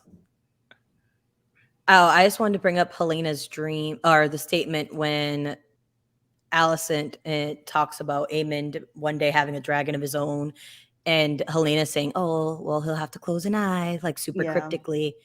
I'm like, so what are the chances that Helena has autism? Oh, I didn't think of that. I just thought she had dragon dreams and like bugs, like her dad, like how her dad likes to build Lego sets. I thought that was just her hobby. Well, she seemed averse to being touched. There's that. Because she's playing with her bugs, bro. Like, why are you touching me? Right. Well, okay, never mind. We'll but no, what I find to be ironic about this scene is I don't know if that's confirmed to be Dreamfire, but that looks exactly like Dany's dragons. And I think it is Dreamfire. Yep. So Dany's dragons are most likely from Dreamfire's clutch. Alyssa, so the very dragon that Aemon tried to claim ends up being his sister's dragon. So it kind of does it segue from so it goes from running from the dragon pit to Helena and the buggies. Yep, and then he gets dragged into the room by some I believe some member of the Kingsguard drags him in. Yeah, it's weird. I don't think she could like see through the dragon's eyes, but I almost wanted that to be true, you know? Imagine if like she saw him go down there, because he went down there right before he came up there to the room, all burnt or whatever. Yeah. That would have been so cool. Yeah, I honestly, Dreamfire has taste, is all I learned from this scene. I don't think it's so bad that she plays with bugs. I mean, you know, people like what they like, and I think that when you're privileged like that, you're just bored. You've done everything that you can do. So this is the only thing that fascinates you, is these creatures that you just don't understand. And going back to this dragon scene for a second, I like how I think the dragon too didn't see him as a threat, so was messing with him a little bit, could suss out the situation and was like, oh, look at this little turd. I'm just gonna scare him a little bit. He's not worth it. So I think it showed the intelligence of the dragon in that moment as well. He wasn't that little guy wasn't worth it. I'm not gonna hurt a kid. Yeah, and when Alicent likes her younger son a little bit more, I think it goes into, we just heard a few, Princess Diana, like she gave a little more to Harry because she knew that the royals weren't going to care about him. They were going to care about the heir. So she always, gave a little more attention to Harry because of that. So I think it could be a situation dealing with that with Alice, that she knows that her oldest son is the one that's going to ascend the throne. You're the second son, so she may be giving a little more attention to him for that reason. I could see that. That actually makes a lot of sense. And their relationship, I feel like he's more like the Hightowers than Aegon is. I think that this scene said something less about her love for him and more about her hate for Rhaenyra, because it's like her son is bullied and she knows that it's Aegon that's bullying him. Even Viserys is like, really? Let's be honest here. Was it the little boys or was it Aegon? And she's just so blind, like her hatred is consuming her, that she doesn't really want to deal with the issue of Aemon being bullied. She just wants to take it out on Rhaenyra's children. How many of y'all have seen Arrested Development? Oh yeah, a couple of times. Okay, do you remember when Buster goes to visit the dad in prison and his dad was like, you couldn't kick, you couldn't run, you were just a little turd out there, you were just a turd. That's kind of how Viserys sees Aemond, because as Alicent is trying to make the pig deal out to be this big deal, Viserys was like, well, it's his fault for believing it. Like, he thought they just had a dragon down there. And she's like, those barbaric boys. And Viserys is like, it was probably our son. And she's like, what? I like how he read the entire situation very accurately. And personally, this became my new headcanon recently. I believe Viserys and Daemon used to do a shit ton of shenanigans around the Red Keep when they were little. Oh, yeah. And I think that's why Otto doesn't like Daemon. Oh, yeah. I wholeheartedly believe, I think it's Arya that ends up like sewing like poop into Sansa's bed, but Sansa can't find it or something weird like that. I think that was in the books or something like that. It was in the I'm show. convinced. Oh, it was the show. Okay. I'm Yeah. convinced Daemon did that to Otto and put like some Caraxes poop in his bed and just like. I think he's on mushrooms. I mean, I think they took a lot of mushrooms growing up. He looks like he follows the Grateful Dead. I mean, he looks like he's had a rough one, this dude. I mean, he made this, hurry up and die, dude. I mean, you done lived past your time, man. I mean, it's time to go, man. It's time to call it a day, right? That's what Check out time. Pack it up. Over. It's over, man. It's time to go, man. Check You out gotta time. get out. He looks so. Yeah, he looks like Dan Aykroyd in Nothing But Trouble when his body just starts falling apart. Anyone that's seen that movie, or The Crypt Keeper as well. He looks He exactly like the definitely Crypt looks Keeper. Do you remember Handsome in Scary Movie 2? Big Handsome. Oh, take my strong hand. Yeah, that's my strong hand. My James. I don't know what it is, but okay. But Tony, I definitely see what you're saying. He's had one too many trips watching Jerry play a solo or something like that. There's no doubt about it. He's on acid.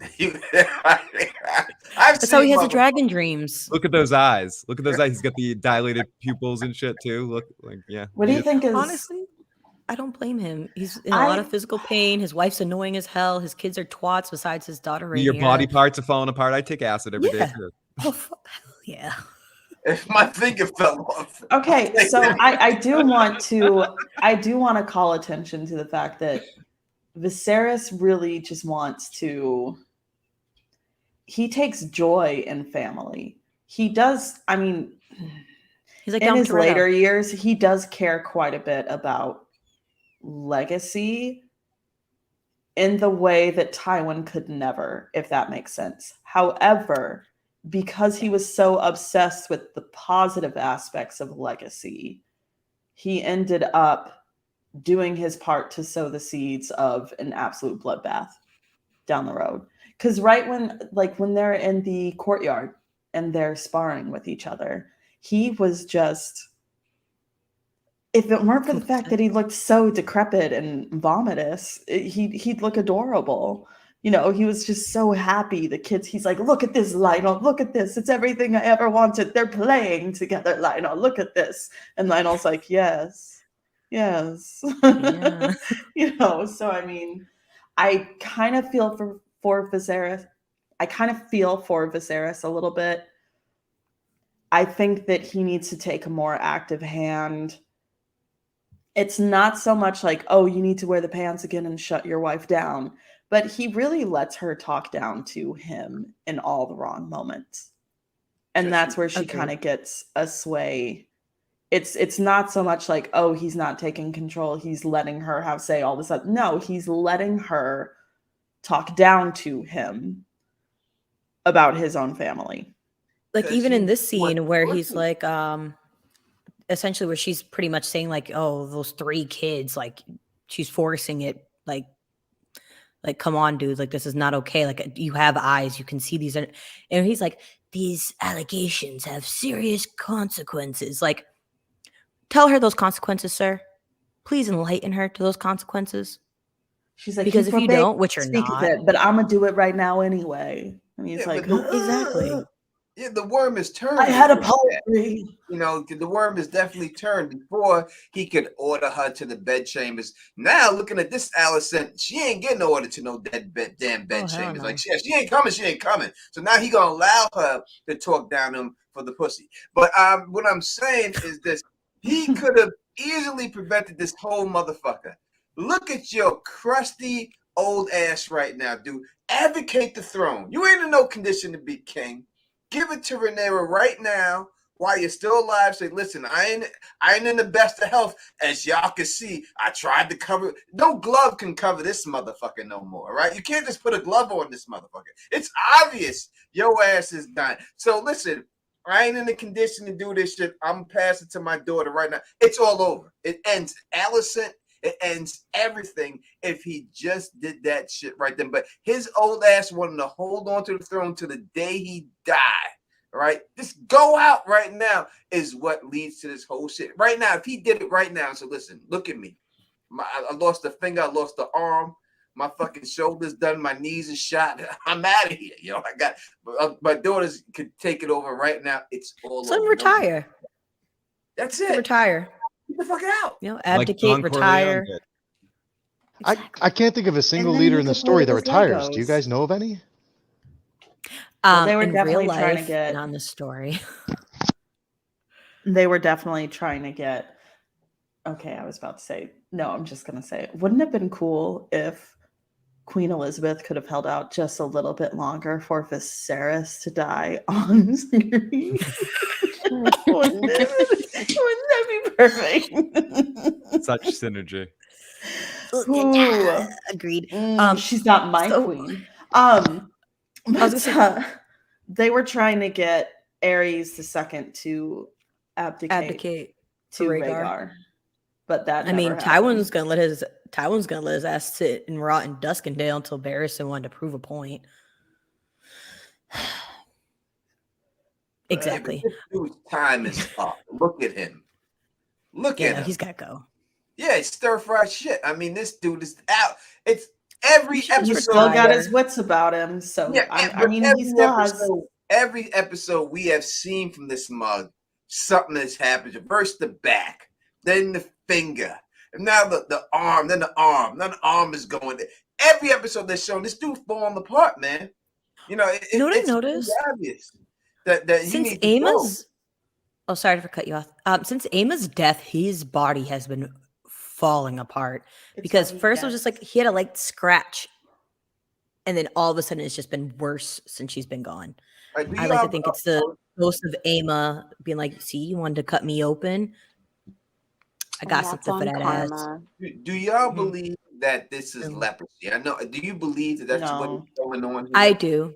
In the sense of leprosy, in the sense of like how I've brought it up before, Henry IV of England died was some form of leprosy that is very similar like to what's going on with Viserys. Like his body just started falling apart, but they didn't have like scientific terms to call it something other than what kind of leprosy doesn't spread though. I need y'all to while she's dealing with that, I actually want to catch up on a couple super chats. Thank you from Shane 52911. Is it just me or did Rhaegar give anybody else Rexy Godzilla vibes? Vhagar does kind of look like Godzilla a little bit. I'm saying when I first seen that, I thought it said sexy before. Sexy I got Godzilla vibes. and I was like, sexy Godzilla. The Godzilla Rexy from, like a dinosaur. the late 90s that Puff Daddy made a rap, Come With Me To, from that one. Do you know what I mean? That one. Do. Okay. The Zeppelin song. The little Zeppelin little Godzilla in there. Well, Cashmere. The Cashmere sample, yeah. He played it with Jimmy Page on Saturday Night Live. Come with me. Okay. Yes.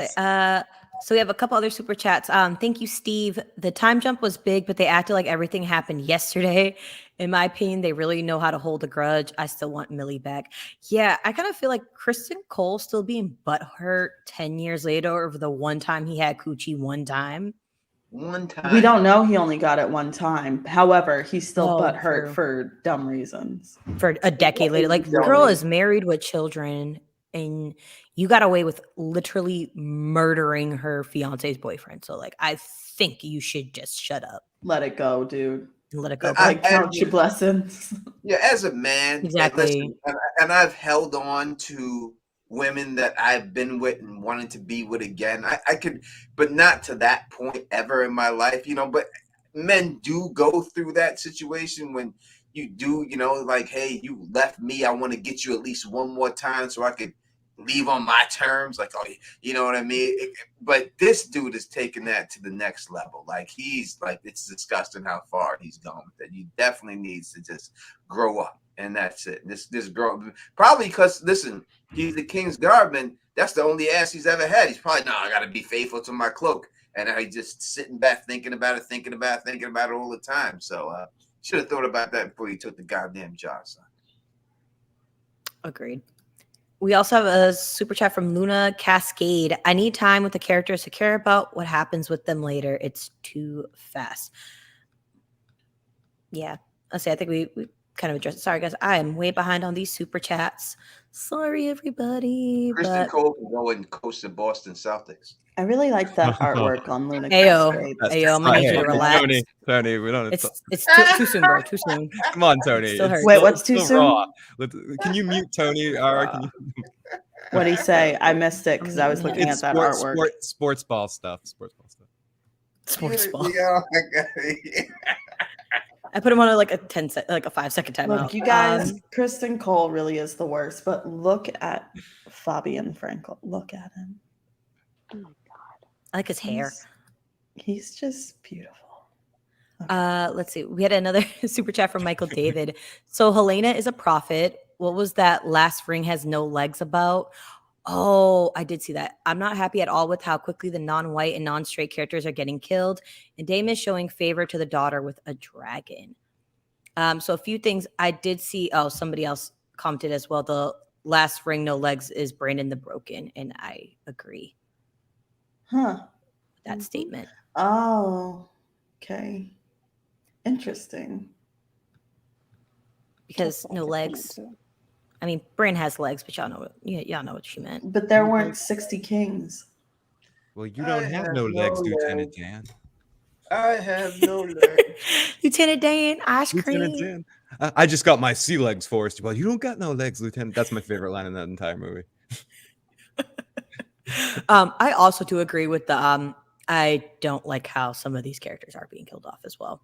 I do think that extra maybe 2 episodes would have helped. Yeah. Personally. Let's see.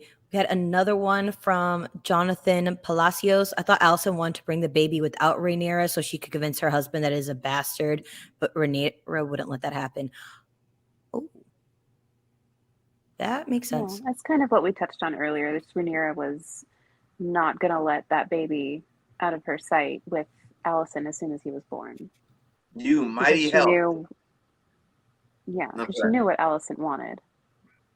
Let me shout out to Mighty Health. You knew exactly what I was saying when I said that I had no legs. You're the only one in the chat who got that. Only one who got that. Shout out to you. I have no legs.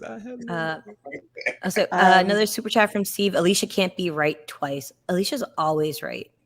I don't get it. Except when she's wrong. This is from a while ago. I'm so sorry. That was during the Daemon is a Scorpio conversation. Yeah, sorry. I'm like why super behind twice? on Super Chat. I don't. I Anyway. don't know, Alisha. Okay. I mean, you were wrong about Can't Sir be- Win Himbo Hive, but that's okay. You came around. You learned. That's not being wrong. That's just not getting it. No, never vote. I didn't say he was ugly. I was just like, I don't see it. Because listen, I've also seen the internet say that the actresses who play, or the actress who plays Ama and the actor who plays Rhaenyra look exactly alike. And I'm just like, what? Where? They have Who? zero. Listen, when the internet Whoa. wants You're to hype bugging. up a white person, they're going to hype them up. It just took me a while to get on board with it. That's all. Nah, they look like they could be related. No, they don't. No, They look it's like they the could wig. pass. Their eyes aren't the same. Their eyebrows aren't the same. Their noses aren't the same. They don't For have the same actors, face shape. for They actors, don't have the same lips. I'm saying the only thing they have in common is a wig. Look at agree them. to disagree. Is he making They the don't have the shocker with same his eyes. They don't have the same nose. They don't have the same lips. They have different jaws. So you tell me, once you take all those factors out, what looks exactly alike? I wouldn't say exactly alike, but they could pass as familial wigs. bonds. Because of the wigs. Because of the wigs. I think they could pass for familial bonds because getting people that are actually related on a TV show is impossible. What I want to see people compare is the actress who plays Ama without the wig and all that, and then Emma Darcy without the wig and all that, and then you tell me that they look alike. But I haven't seen anyone do that yet. Do I know why? Because they don't look alike. No, Edric Storm, I'm not going to settle down because I'm very passionate about the internet. Needs to stop hyping up stupid shit. Just because someone said it and they're like, oh, yes, I see it too. Half of you don't see it. Half of you don't anyway. Anyways, I'm going to cut you off for a second so we can get to this super chat since we're like so behind on super chats. Right. Thank you, Fernando. It's so sad that the six boys could have grown to love each other had Alicent shut the fuck up. Also, her father is no longer an excuse for her being a thunder. See you next Tuesday. Can we say that with an Australian accent? Oh, yes, of course. You do it. I can't do it because I have a horrible Australian accent. Okay. Thunder cunt. I can't do it. Thunder cunt. I can't. I need someone else to do it. Carla. I can only say Carla phoned in. But, she's done. I'll say we have another super chat from Johnny Wax. Has anyone done analysis of the new opening? It definitely was different. Maybe the Daron mystery is resolved there. Anyone seen a breakdown? It's funny you bring that up because I was low-key working on that. So, you know, hi, Zebra, subscribe, and you might see something about that very soon. Jeez. Yeah, any new thoughts on the additional additions? That sounds so silly when I say it out loud. To the opening credits. I would say this about the opening. I don't enjoy it as much as I enjoyed the Game of Thrones opening. I think what they're trying to do is very good, but I just think that it's hard to read, and the average person who's not paying that close attention can't get it. Like the original Game of Thrones opening was easy to see exactly what was going on. It was the places, and you seen the weirwood trees and all this, and House and when the Boltons took over Winterfell, you seen the symbol go over it and everything else. I just thought that to me was a more iconic, and they could have. I know maybe they could have went somewhere towards that, but not copied it, but did something like that more. I would have rather seen that than the opening that they have right now. Yeah, I've never watched it. Here's a quick just hype for the show. I get so excited, I just skip past it. I got to get watching the show. You know what I mean? I've still never watched the intro. Yeah, I just can't do it. I don't really care. I'm like, I want the show so badly. No self-control. I feel like I'm decoding stuff, especially with the new symbols that got added in. I'm like, whoa. Who's that? Whose child is this? Where did that line go? So it's a lot. I do agree with Tony, though. I like the Game of Thrones intro better. There was more to look at. Exactly. And I feel like it's clearer for audiences to figure out. Like, this definitely seems like if you know, you know, but if you don't know, then you're going to be like, oh, what the hell's going on? I like the song, though. vibes. It was really, it was really fun as a book reader to see a new castle pop up and being like, oh, we're going to the Dreadfort, you know. Exactly. When you seen the wall knocked down after the wall was there all the time, and you seen the big hole That was in awesome. it. That was great. That was great. I think they should have went more with going on there. Bridge is jamming out over there. I'm assuming he's listening to the Do they use the same theme song? They do, right? The same theme song? Yep. God, it's so good. Maybe I'll start watching it. That's a good theme song. I thought for sure they were going to use a new song. I did too, but I think I believe Ramin was just like, I gave you guys one good theme song, and that's all you're going to get from me. But we had another. Yeah, that's a lot to live up to. But we had another super chat from Sean Doe. Love you guys, and I feel like this episode kind of shows why we fuck with the blacks. The greens are so bad. And yeah, I kind of want to get back into like the episode, and we're kind of like somewhat caught up. Bruh, he really called Rhaenyra a cunt. The fact that Alicent looked at him. And she shut him down on it. She's like, damn. She did shut him down on it, kind of. You know what I mean? So it just shows that, you know, it's the same situation. Like, listen, I can say that, motherfucker, not you. Know your role. You know what I mean? Right. Same thing we seen with Corlys and Daemon, right? It was the same situation like that when Corlys tried to say something about Viserys. And then Daemon was like, listen, dude, I could say that. You can't say that. So she definitely, they played that situation like, let me say what I got to say. You don't say that and everything else. You know what I mean? But I think that they are setting, I think that I'm telling you, there are going to be, and not in this chat and not in people who read the books, but throughout the show, non-book readers and everything, there are going to be a lot of people who are on the green side. There will be a lot of green supporters. I've seen them prowling. I've been seeing them, and I'm like slithering about snakes. But not only that, after seeing this scene, how are you, Team Green? When you have this strapping great father right here. Look at him. Look at him being a good dad. I could watch Kristen Cole get his ass kicked all day long. Like inject this shit in. That was big Jon Snow and Ramsay vibes right there. That was the best scene. I love it. I did a video back in the day called "Who Got Their Ass Whipped Worse," and it was between Jon Snow and Ramsay beating up Ramsay, and then I took Chris Parlow in The Wire. If you ever watched it, when he beat up dude's stepfather. And I put it back to back of who actually got the ass whipped worse. And I think that this scene deserves to be in there of who got the ass whipped worse. That definitely deserves to get put in there with it, without a shadow of a doubt. Even though I still think Chris Parlow wins both of them. Chris Parlow and The Wire put the whooping. Like, I've still not seen anybody put a whooping on nobody like Chris Parlow put the whooping on that dude. So I do think that so I think that people who kind of can sympathize a little bit with the Greens, I don't take issue with that, because for a long time I felt like there's something sympathetic about Alicent trying to protect her children. I feel like the book set it up a little bit better than the show is, because in the show, it kind of seems like Alicent and Otto completely and utterly set themselves up for a lot of the heartache that they suffer through later. But as far as like saying, oh, watching this scene, how could you be Team Green? I don't know if we're referring to the boys or we're referring to Kristen Cole.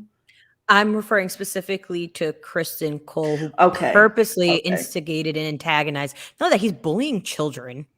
It's one thing for Aegon to bully his brother because kids are shitheads anyways, but for a grown-ass man to sit there and bully these two little boys, uncalled for. Yeah, uncalled for. Absolutely uncalled for. He wishes they were his kids. He wishes that they were. He does. And they could have been. And they could have been, especially the way they're just accepted by everybody as princes. He's like, Luke is just so adorable. I can't take it. Look at him. Yeah, MJ texted me the other day and she's like, look at Luke. He looks like Javi. He does. Right? Oh, Can I say two things about this scene? One is that like Kristen won this scene because he wanted to get beat up. That sort of revealed Harwin's cards, right? And second is that Yeah. I'm totally with you guys in the sense that like Aegon's good. Like even in this scene, the way he pushed over not Joffrey, Lucerys, it seemed like he was pushing him over like his little buddy. And in the earlier scenes, they were definitely friends. But this scene does come after his meeting with his mom, and when he gets into that one-on-one with Jacaerys, he gets a little like there's a different side of him that starts to come out. He gets sort of mad at one point. So I'm on Team Aegon for now, but I don't know. That kid does have a dark side. what all did Kristen say to, like, after Aegon pushed the straw man into Jacaerys? I think I heard he said put him in a body bag. Did they have body bags back then? Did they? I was like, that He was tells taking a him- while. Essentially, he tells him to like take advantage of your size. Don't let him get up. That's He right. tells him, don't let He said, him get plant up. your feet. You have the height advantage. That's all You that kick I it really off. heard. And then it's interrupted by Viserys being like, "Isn't this nice?" You know, Kick his ass, hurt him, drive it in his house like your mother did to me, motherfucker. Nobody's doing it to me.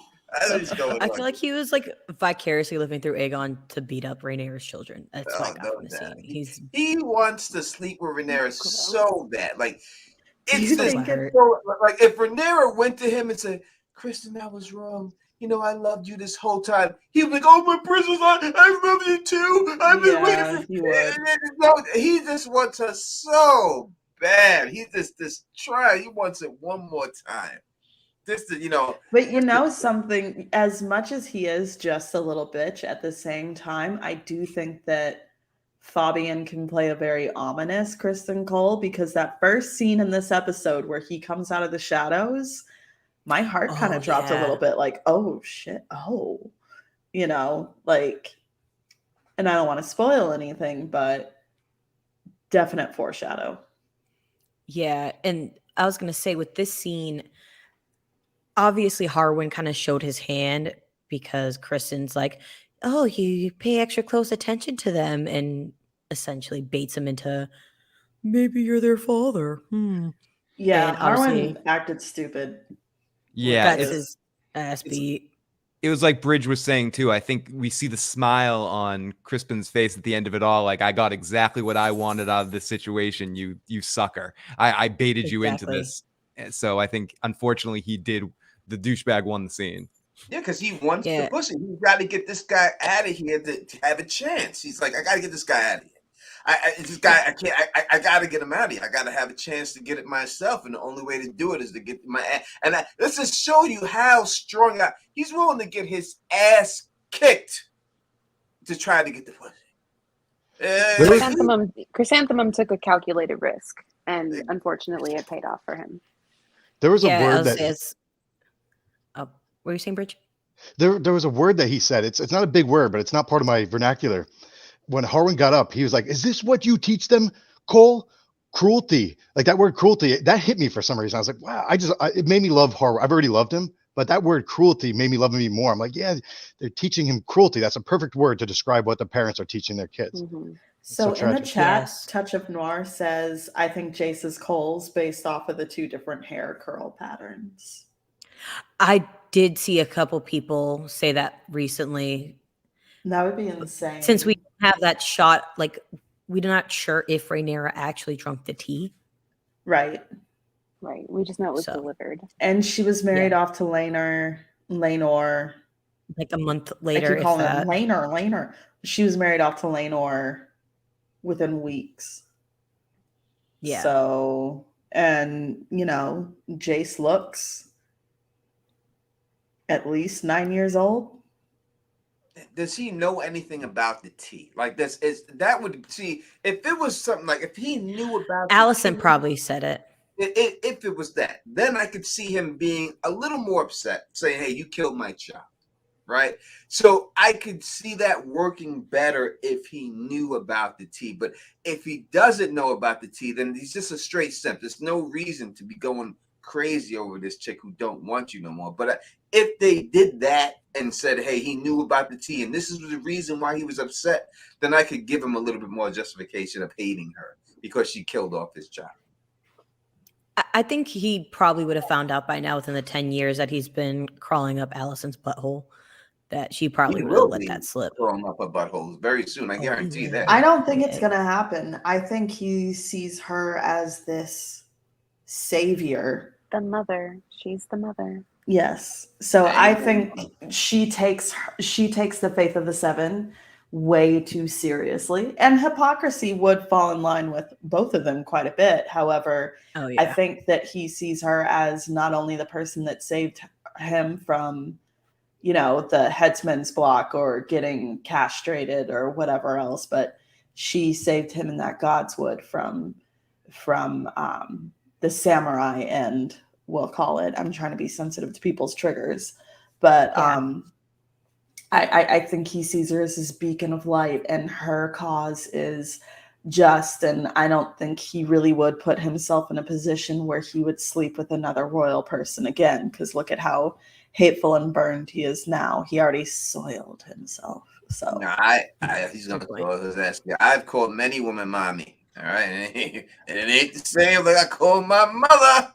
So I think he will definitely be up in there. I'm willing to take that bet. I was gonna say, speaking of parents, this conversation was really heartbreaking to me because Rhaenyra could overhear it all between Harwin and Lionel. When Lionel's like, "You fucked up. Like, you should not have beat his ass. Like, what were you thinking?" It was just one thing for it to be rumors. You essentially just confirmed all the rumors by beating him up when he said those kids were your kids. And the fact that Rhaenyra is just sitting there, like, behind the corner, like all sad puppy eyes. Like, I don't know. How did you guys feel about the scene? It made me a little sad. what were condoms like in medieval times? Was it just sheepskin? Sheepskin. Preposterous. It was sheep intestines. Sheep intestines. There we go. Dragon skin condoms called Rough Riders. There you go. They're a little scaly, but they're effective. They got the rib. It's like that Trojan ribs. ribbed for her pleasure. I've used the rib many a time. But no, they're funny. Lionel is chewing Harwin out, and Harwin is still trying to play ignorant, like, what are you talking about, Dad? And Lionel's like, don't fuck with me, boy. You know, I don't know. I thought it was really, I liked this particular scene because you read the books and you always wonder to yourself, like, I wonder how Larys felt, even though F him, let's not talk about him too much right now. I wonder how the Hand of the King, Lionel, felt, and now we know. Harwin was definitely, Lionel was like, you're not just putting yourself at risk, but this is going to risk our whole house. The dude has, even though it's not mentioned, he's got to know the history of Hands and the Kings and Harrenhal and how the houses always extinguish. One thing I found, oh, sorry. Go ahead, Bridge. Yeah, one thing I found interesting about the scene, I didn't think about it until like late today, is that so when Rhaenyra, she walks out of, you know, your magic tunnel, right, to escape and sneak up and listen to them. I was just like thinking about it from a storytelling perspective. The reason they do that is because they want to keep reminding, like, show only watchers that these tunnels exist, right? So I can see why they did it. Mm-hmm. But if you had that secret tunnel, you're not really going to use it during the daytime, especially if you're the princess, because then when your maids come knocking, they're going to worry if you're not answering. They're going to worry if you're hurt. They're going to bust down the door and they're going to find it, right? So it's like, in all seriousness, they probably wouldn't use these tunnels so often. They'd only use them like sparingly at night. Exactly. Yeah. But yeah, that was a good scene, like you said, just because what you were saying earlier, because she was listening in on it. She ducked around it. Harwin almost seemed to make eye contact with her, right? But she ducked around the bed. That's what I thought. Like the way they edited the scene, it looked like he might have seen her. Yeah, and on the rewatch, I think they didn't see each other, but I don't know. Do you think they did? Just I thought it was very close, but I don't think they saw each other. Yeah. Actually, as I say, speaking of scenes, I love Beesbury. I want the world to know I love this guy right here. Lyman Beesbury. He's my faves. We love And him. yeah. Oh, so those that don't know, I'm not sure if they actually mentioned Ricalio's name, but they referenced him multiple times in the episode. So when Laenor's talking with Rhaenyra and he's like, oh, there's a Tyroshi pirate with purple mustachios and wears women's clothing. That's this character right here. And I'm starting to get really excited. I think we're going to get a book accurate Tyroshi portrayal on this show. I don't know about I y'all. really hope so. I hope so, because we didn't get blue They did mustache Dario Dario. so dirty. No, you got Like shitty Dario, Francis. especially the second We got one. That's Francis Dario and then like other Dario. Francis Dario. I liked Francis Dario, and then he I left did and too. he became Francis. But they were both just very generic and boring looking. The first Dario. I looked wanted like the he blue should have been hair on and the gold Spartacus. mustache. Yeah, he looked like he should have been on Spartacus, the first Dario. Yeah. Yeah. Someone in the chat, like really early in the chat today, throughout was talking about how Lyman Beesbury was still talking about Vagar, like when we had moved on to the next time. That was one of the funniest lines of the episode. And we've moved on to the Stepstones, my lord. Oh, the love him Brackens so and much. Blackwoods. And he's like, well, I think the Blackwoods had the right of it. I think it's the Blackwoods had the right of it. And then they're like, no, Yep. no. We're We've moving on. moved on, Moving Russ. on. We've moved on. But for those that don't know, so Lyman Beesbury has been on the council since Jaehaerys was king. So he's been he's a around the ride or block die. for a long time. This is somebody that needs to retire, actually. If anybody needs to retire, it was this fella here. Can we talk about this scene and the Brackens and the Blackwoods and all that? How Alicent really is her father's daughter in the sense that she doesn't actually do anything but speak over people and not address actual kingdom issues. Exactly. She tries to pawn it off on Grover Tully. She's like, this is Lord Tully's problem. This isn't our problem. And then Rhaenyra's like, these people make any excuse to kill each other. They've been doing it for generations. Which shows she's been growing up, because she was a little petulant last time the Blackwoods and the Brackens were in her presence. Yeah, I think that was probably a wake-up call to her, because I'm assuming everybody in the realm's probably heard about the problems between the Brackens and Blackwoods, but to see one of them actually kill another in front of your presence for really no reason, she probably realizes like, oh no, this is actually serious. As an adult, obviously, looking back on it. At the time, she was kind of like, yeah, whatever. But like, what positions are they holding on the council? Do we know? I know. I'm trying to remember what Beesbury does. Coin. Coin. Beesbury's no, coin. I'm talking about Alicent and Rhaenyra. Like, what are they there for? What was their position? Rhaenyra. I'll say Rhaenyra would be as the heir apparent. That's pretty reasonable for her to be sitting in on councils as the heir and at her big old age. And Alicent's just a fluffer? Is that what she's there for? I only think Alicent's there because he is a Jaehaerys dick rider, and he's like, well, Jaehaerys used to have Alicent on his council. Like, that's just how I imagine his logic for why. It might not even be his choice. Like, she's totally like she's playing him right now. Like, even going up the stairs, she walked ahead of him. He's like, Alicent.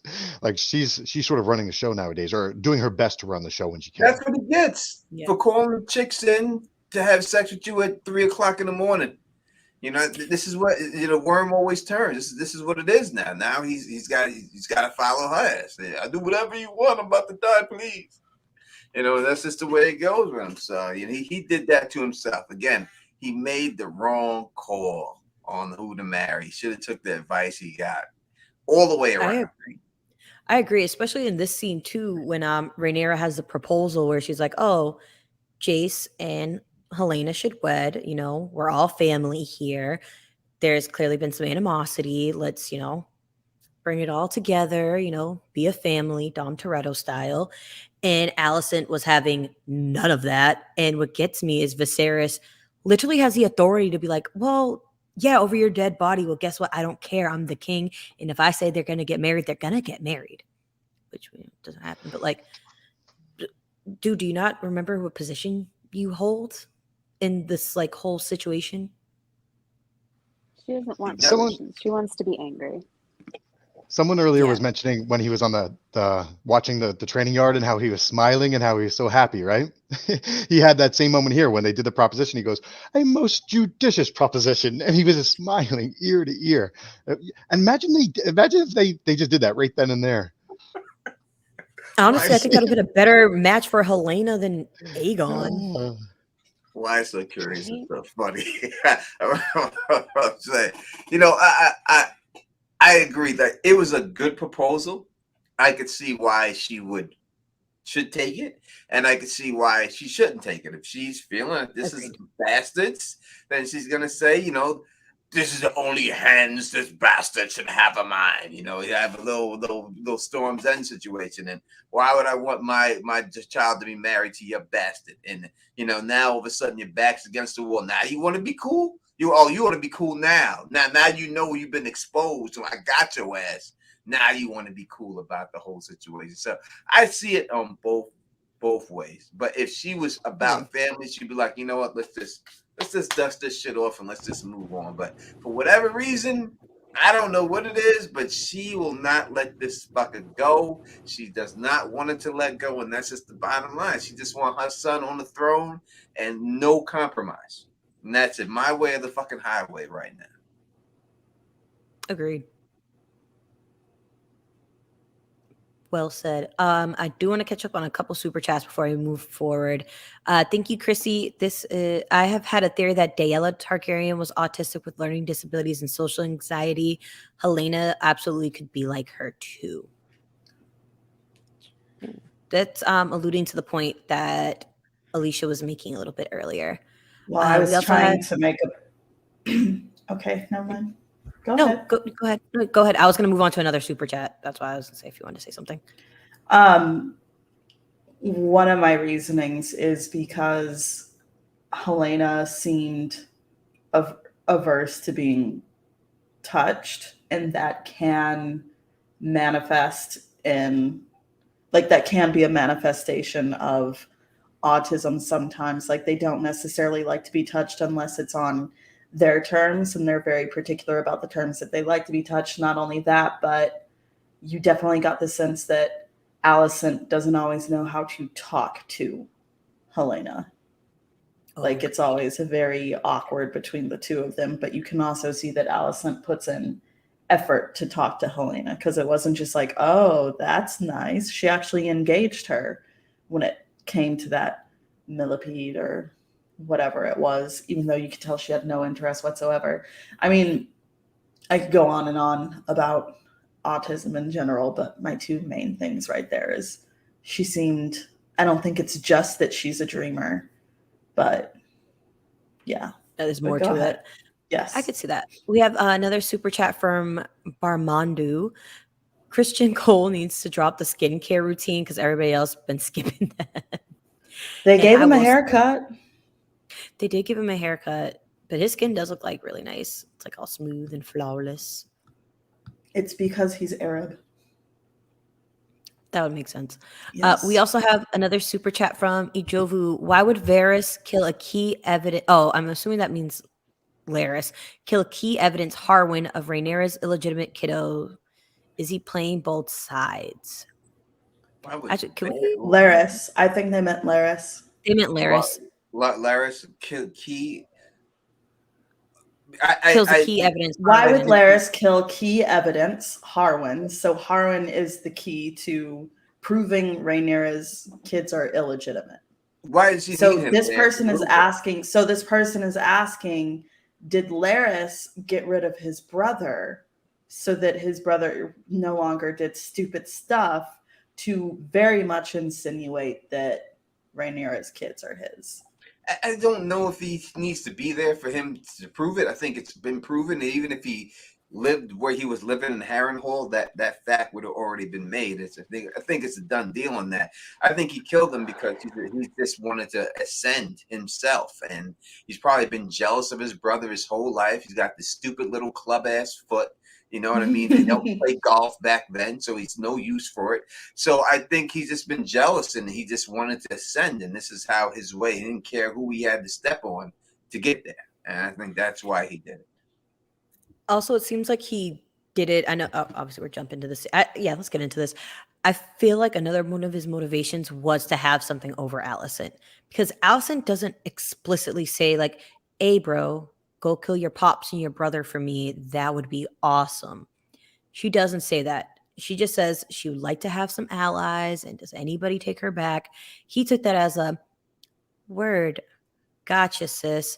And offs his dad and brother as a way of having leverage on her. Like, I gave you what you wanted. You may not have said this is what you wanted, but in essence, I got you the results you needed. And are you going to go send a letter to your dad now? Yeah. Well, okay. It's weird to me that he would like set her up to make it look like she prompted. Like, I don't think he's trying to set her up necessarily, because in order for him to take her down for setting it up, he'd have to take himself down for setting it up. But he very much showed her what he's capable of. Like, I kind of got psychological thriller out of this. Ooh. Like, oh, okay, that was not a real sentence. I kind of got a sense of a psychological thriller out of this. It was very I think she kind of feels trapped and stuck with him a bit, but she does get her father back to King's Landing. But I believe her when she says, oh my God, I didn't want you to do all of this. However, as time evolves, and this is not a spoiler, I predict that she's going to have less and less qualms about his methods. I think the very last line of the episode speaks to what both of you were saying. He says, actually pull it up. He says, she's like, Larry, she says, Larry, I did not wish for this. And he says, I feel certain you will reward me when the time is right. So like the fact that that's the last line of the episode speaks to exactly what you guys are both saying. But it would just speak to me if it was a situation like that. All right. And, I could put in a real life situation for me and stuff. Like, I hung out with this cat named my friend, I ain't gonna say his name, called him Gotti and shit. But long story short, he robbed his parents for like 15 G's and took all of us out and gave us all money. And then when something went down with him, my man Asia was like, yo, listen, son, if this cat was willing to rob his own parents, what makes you think he gives a fuck about you? So why would you think if this person is willing to kill his family, why would you think he would, in the end, he would be loyal to you? Why would you think that when you seen him do something like that? That should right there show you what this person is capable of and what they're all about. Agreed. And the fact that he went and tried to blame it on, like, well, they do say Harrenhal is cursed. Like, what? Like, you literally killed your dad and brother intentionally. Like, can we talk about the rats? Real quick before we go to the rats, can I just say one thing? Rats. But yeah. So real quick, is this is more of a rhetorical, I think is the word, that for everyone in the chat and for you guys, maybe you can answer it, but it's really just rhetorical. Something I thought about today was, okay, so if I was to like pass a sentence and swing the sword, what was it? The guy with no tongue, the one that took off Ned's head, whatever his name is, Ilan Payne. Ilan Payne. Someone like him, he's indifferent to doing it, right? He's like almost so cold and callous. Then there's someone like Ned who does it, and he goes to the tree, and he does it pretty. It's fine for him, but he does have a certain sadness to him when he does it, even if it's a guy that he knows he's doing it for the right reasons. Then you have someone like a Robb Stark. Robb had to get like really pumped up and amped up to do it, but he did it. But it took a little more for him to do it than someone like Ned. And then you have someone like Theon, where it's like it totally freaked him out that he used to start chopping. And I feel like, where would I stand? I would be somewhere between like a Theon and a Robb. I feel like I could do it. I'd have to get myself pumped up, but I'd probably be really broken like Theon. So the reason I'm saying all that stuff, like put yourself in that situation offline, is look at like the one thing I thought about after making a video today was like Larry Strong, right? When he's down there in the cells and they're cutting off the tongues, he is just chilling. So I think my long story short, I think this guy's a psychopath. I think he likes hurting people. Well, he was part of the Confessors, which it definitely seems like he is a part of the Confessors in the Black Dungeon. So like he definitely has like a sadistic quality to him. Because look at him. He's got that shitty ass foot, and when you have when you're bad, you have something wrong with you. You're willing to hurt other people. Like he's been bullied, and now it's my turn to get all you hurt back. Hurt people. And that's just what it is with him, I think. It's like that season 4 of Game of Thrones when they added that scene of Tyrion and Jaime in the cells talking about cousin Orwyn or whatever, the clunk, and Jaime says something to the extent of, you'd think that a lifetime of being afflicted would, give you some sort of sympathy for the afflicted. And Tyrion says something like, on the contrary, like making fun of, our cousin was the one thing that made me feel like everybody else.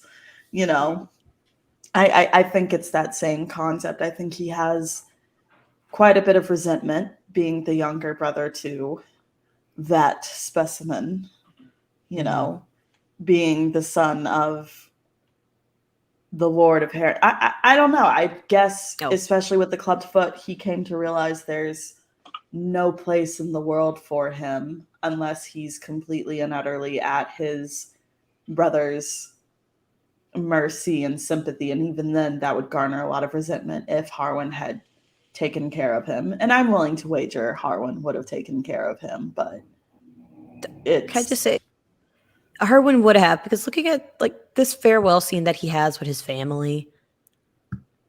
Even the introduction of the brothers in episode 3, when Rhaenyra comes into camp, it's like they were hanging out with each other, Harwin and Larys. Larys was kind of sitting there while Harwin was skinning rabbits.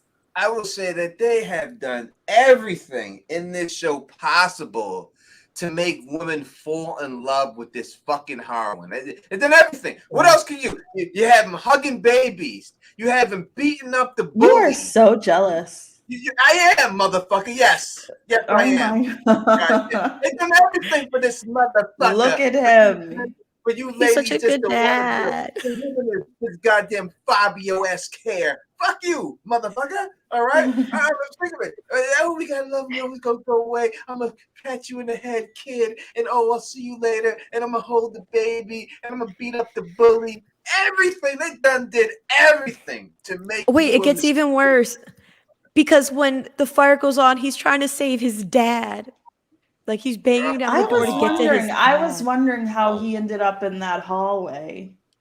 I think the fire was going on and he's going to check on his dad because, I'll tell my own little brief story. I remember one time when I used to live back home, a fire alarm went off like in our apartment building. The first thing I did as soon as I woke up was I ran straight to my brother's room. Like I didn't even think. I just blindly went to my brother, like, get up. Like, luckily nothing was on fire, but that's just where my brain went. So I think Harwin had that same reaction of the, where's my dad? I need to get us out of here type of thing. And essentially they die trying to get to each other, like to save each other when the roof comes in. But it's all he says is, fire, I will burn. Yeah, and he's like banging on the door, but then you see Lionel with the crowbar trying to open it too. Trying to get out to it. I'm confused about who was where. I mean, Harwin or Lionel was clearly sleeping in his bed, but were they like adjoining rooms, like a hotel? Was one in the hallway? I'm very confused about. The fire probably started in a different room. It's like Harrenhal's a really big place. Well, I know any inhabited place, like any inhabited rooms would be like right next to each other. No, I'm saying, is Harwin in a hallway or is he in an adjoining room? That's all. No, he's in the hall. Oh, he's in the hallway trying to open his father's door. Okay. And he got caught up. His father's trying to open the door on the other side, and neither of them can get the door open because somehow, some way, it's bolted. I'm assuming. It was like a Brandon Stark moment, you're saying. Yeah, actually, it's a good parallel. It is like that. Like they're trying to save each other in a way, and unfortunately, they. Remember, we talked about this before with Brandon and Rickard Stark. Something good. Is that what? No, that was not. That was a slow clap because that was a really good connection. I dug that. The way it took Lionel, like in this picture alone, it took him forever to figure out what was going on. Like maybe it's just the PTSD talking, but the moment my eyes open, I'm like, what is going on? Like I'm alert. This dude was like opened his eyes, was like, you smell that? Oh. Like it was this long process. It bugged me. He's an old guy, you know, and they don't have smoke detectors. He probably was like, what's that smell? Because figure Hairnall has mad hearts and shit. He's probably like, well, and he woke up coughing, so he was probably a little disoriented from that too. I don't know, man. Yeah. So basically, they're telling you that Harrenhal isn't cursed, that people just prey upon that and use that for an excuse, and really it's just natural shit that's killing motherfuckers. Right. I think you have a great point, and I think that's absolutely correct. Harrenhal is cursed. I'm going to be the contrarian on this one. Maybe it's a little bit of both. Maybe it's Maybelline. It's cursed. Oh yeah, actually, before we get into the kinks, I know you got some. I want to catch up on a couple of super chats real quick. From Michael David, I really wanted to bring this up. Please let the homophobes in this chat know this gay moderator is coming from you guys. If you guys don't know by now, we are a very inclusive group of people here. We do not tolerate any of that kind of bullshit. So bring that to somebody else's stream, not this one. This channel does not tolerate any type of disrespect, any homophobia, any racism, any of the other bullshit that you can think of. Not over here. We don't play that. Yeah, I mean, it's other channels that do, so you can go over there. Obviously, yeah, over there. You go over there. It's poor reviews, but I'm sure they have, there's a boot for every foot, I guess. Yeah. Oh my God, I'm so sorry. This is hilarious. Kristen Cole is the Ray J of the story. He hit it first. Wow. First of all, I think that's funny, but also disrespect Ray J like that because I love Ray J because Ray J is an innovator and he does a lot. Wait, did you hear him sing live with the baby, holding the baby? You tell me you still love Ray J after that? Okay, not musically, but I think I think he's like for the culture. For the culture, Ray J's done a lot for the culture, and that's all I'm gonna say. I wish I could put it as eloquently as Vince Staples did. Talking about, but I mean, you know who Ray J is? I know who Ray J is. I'm just trying. No, what I'm trying to figure out what you're talking about is you being like he's a trailblazer, and I'm like, yeah, he's not his sister. Remember those unbreakable glasses? I'm gonna. He's like, I don't care. I'm gonna hit you guys with the Vince Staples put it way better than I could, and I'm gonna find it and I'm gonna tweet about it. We are getting so off topic right now. We're off topic. Anyways, so other super chat. Thanks for my peoples again. From the day Fire and Blood came out, I've said Kristen Cole had hurt side piece energy. His hate oozes obsession. Yeah, I have said multiple times, just because it's on the show doesn't mean it's book canon. I have not said it multiple times here, but I have said it in my head. I want you guys to know. But I do think Kristen Cole being rejected by Rhaenyra, that is canon. And he is Fabian Frankel, aside from being the most beautiful man I've ever seen, he's actually a really good actor because the first 5 episodes, he really played a wide-eyed, innocent Kristen Cole very well. But in the course of 1 episode, he is really making me believe that he's going to be despicable. He can do both. Agreed. And this super chat also kind of ties into that from Trevor Jones. Really hate how Crispy went all Professor Snape on those poor boys.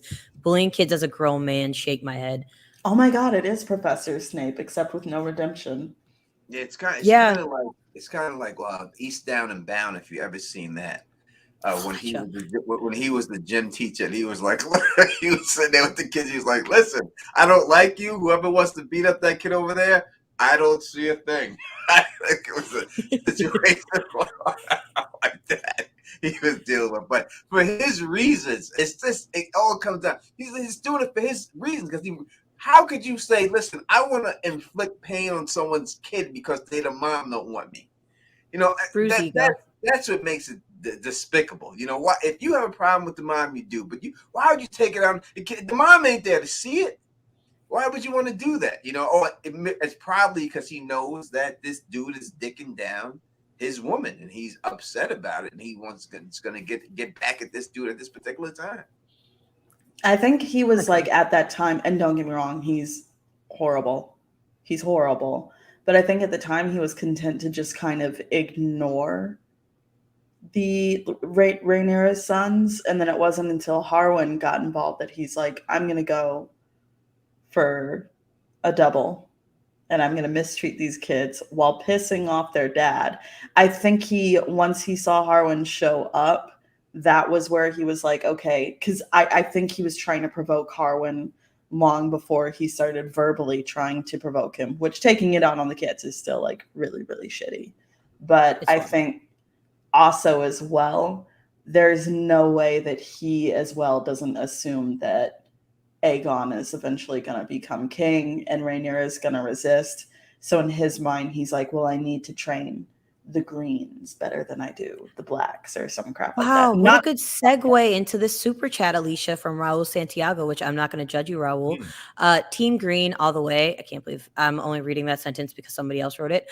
Rhaenyra is doing everything wrong. Let's not be blinded by loyalty. And why would Jay sit on the throne over Aegon? It is a fictional series and everybody is entitled to their opinion. And yes.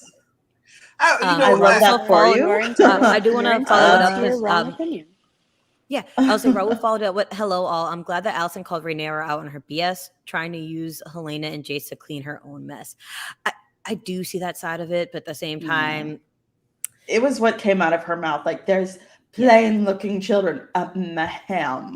Ma'am. Oh, or when she said, like, I'm surprised their eggs hatched at all. I'm like, ma'am, your kids are half Targaryen, bro. Like, they're not even full blown Targs. So what are you talking about? It's the same situation. They had the hair. Well, because yours have blonde hair. They had the hair. They had that. That's what it. Whoa, that's a super chat and a half right there. Damn. Sorry, guys. I'm catching up. I know we got a lot before I want Mandy to really get into this Kane's business, but I did want to catch up on you guys' super chats. We had so many tonight, and I really appreciate it. We really appreciate it. Still scrolling because I didn't want to miss any. Guys, I'm sorry. There's a lot of chat. There's a lot of y'all here, which that being said, you guys should definitely be hitting the like button. Oh, here we go. Right. Wow. Thank you, Trey Mac 26. Wow, that is a super chat. Holy shit. Trey Mac right there. That's a super chat for you, baby, right there. This is going down for you right here. No homo. Let me pick up my Fresca that y'all can't see. Green tea with lemon down the hatch. Yes. Oh, I made myself a little margarita in here, but thank you, Trey Mac. Good evening. What are the chances for Larys Strong of being a warg? I felt this since reading the books. The Strongs worship the old gods, and these rats keep looking like they're watching everything, and Larys seems to know things that he shouldn't. I'm so glad he said that because I wanted to talk about the rats. Because I'm starting to get stop. Let me finish. You done been interrupting me all evening. I was just gonna say Joe Mission has a great video on it. No, you're not. No, I'm gonna say, and then you're gonna say Larys is in the rats. I'm just saying it's just too I saw something about Joe Magician putting that out there. Yes, but the rats are just way too prominent in settings in which people are being vulnerable or sharing secrets or whatever like that. Whenever there's some sort of tragedy or tea being spilled or whatever like that, the rats seem to always be there. And it's minus this photo. This is the scene where the rats pop up is Viserys when he's kind of overlooking them on the mantle while wearing the ring that Aemma wore when she was dying. Sad face. Very nice to think that he's in the rats, and I understand a lot of YouTubers, and I understand that people want to make videos, and God bless him, you know what I mean, for coming up with these things, and I respect every theory coming out, but he's no damn warg. It's just he's not a skin changer, he's not a warg. It's just not that. It's not that story, and at this particular time, it's just not what it is. I understand why people want it to be, and why he's not Arya, he's not Bran, he's not a Stark, he's not. He has no. It's because you came from the north. Doesn't mean that all of a sudden you got these walking abilities and everything. We will never be shown. It'll never be shown with his head, his eyes going to the back of his head. Aren't Strong's the first men? Like, aren't Strong's first men? Yeah. Yes, they are. And I was going to say, I beg to differ with you. Blood Raven's half Blackwood. Mm-hmm. And pretty positive the skin changing comes from the Blackwood side. Yeah, Blood Raven is a different situation. This is not Blood Raven we're talking about here. Yeah, good point. We're talking about a clubfoot motherfucker. It's not Blood Raven, you know what I mean? And that's it. I'm just saying he is not that. I understand why people say that he's not that. Do you guys remember the show Waynehead?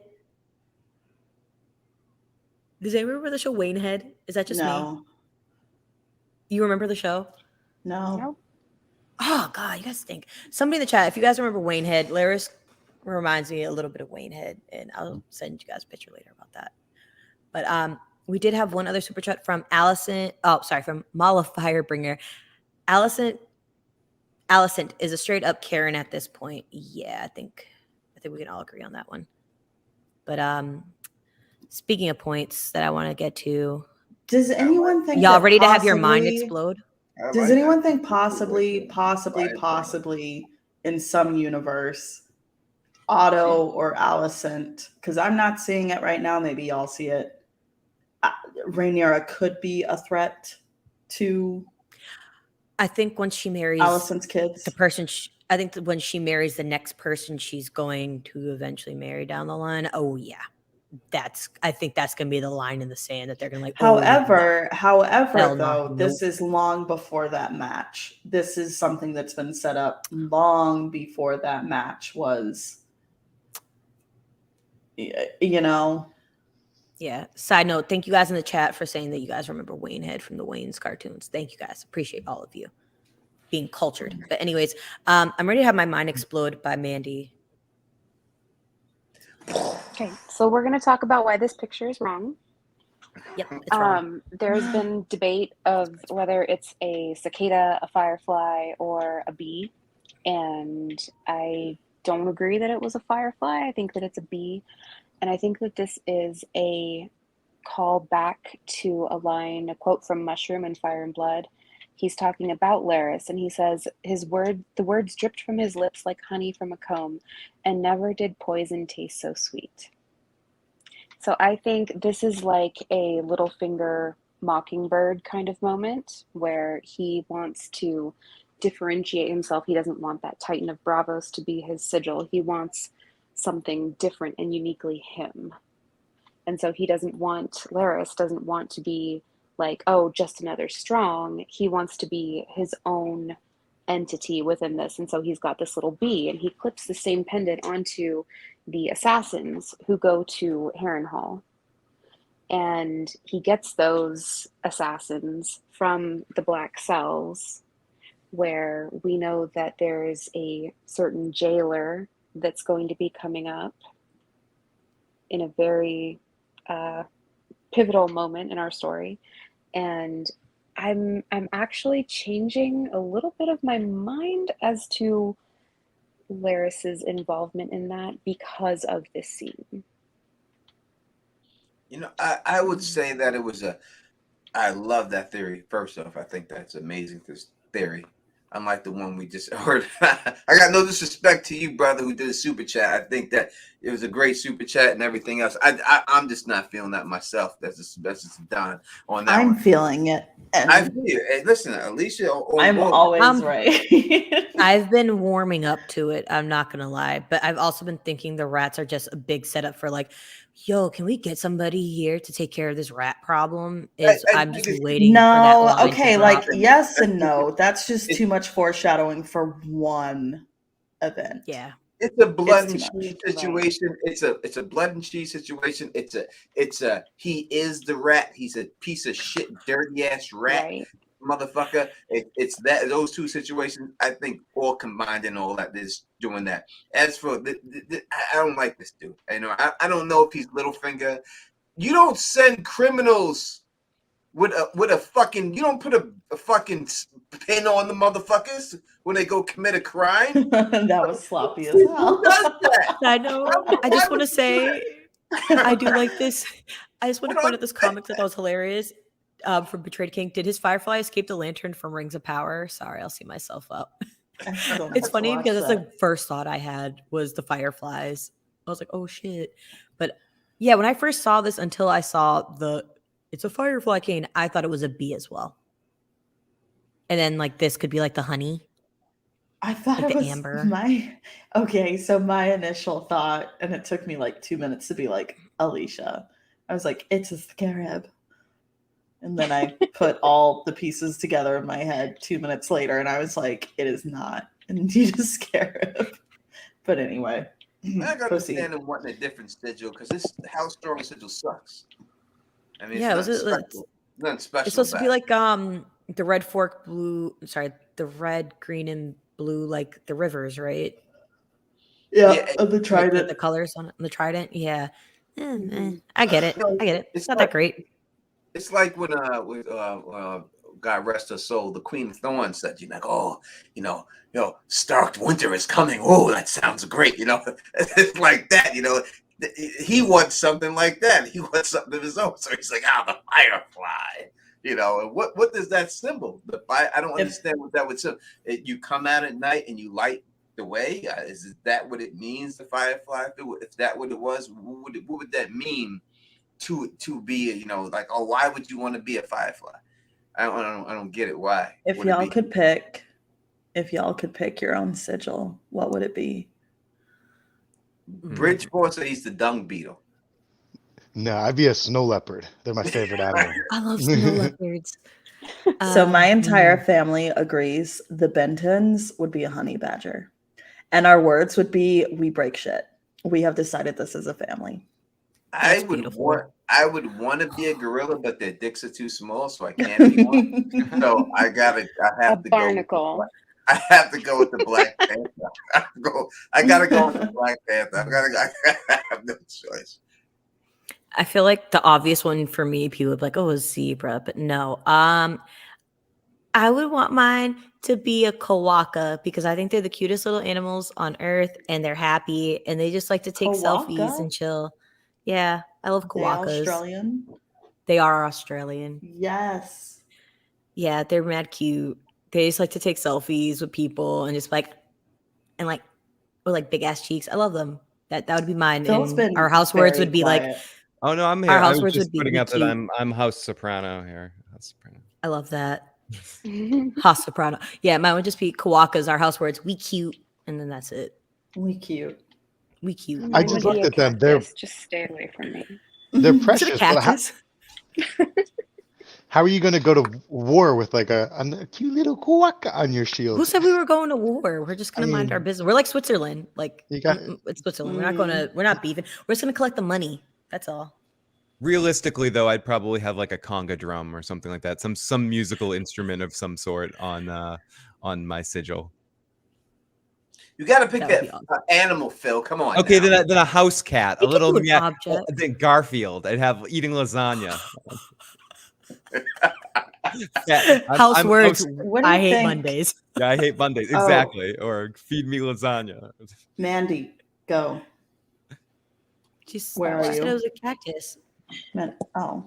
How did I miss that? I said a cactus. Just stay away from me would be my house words.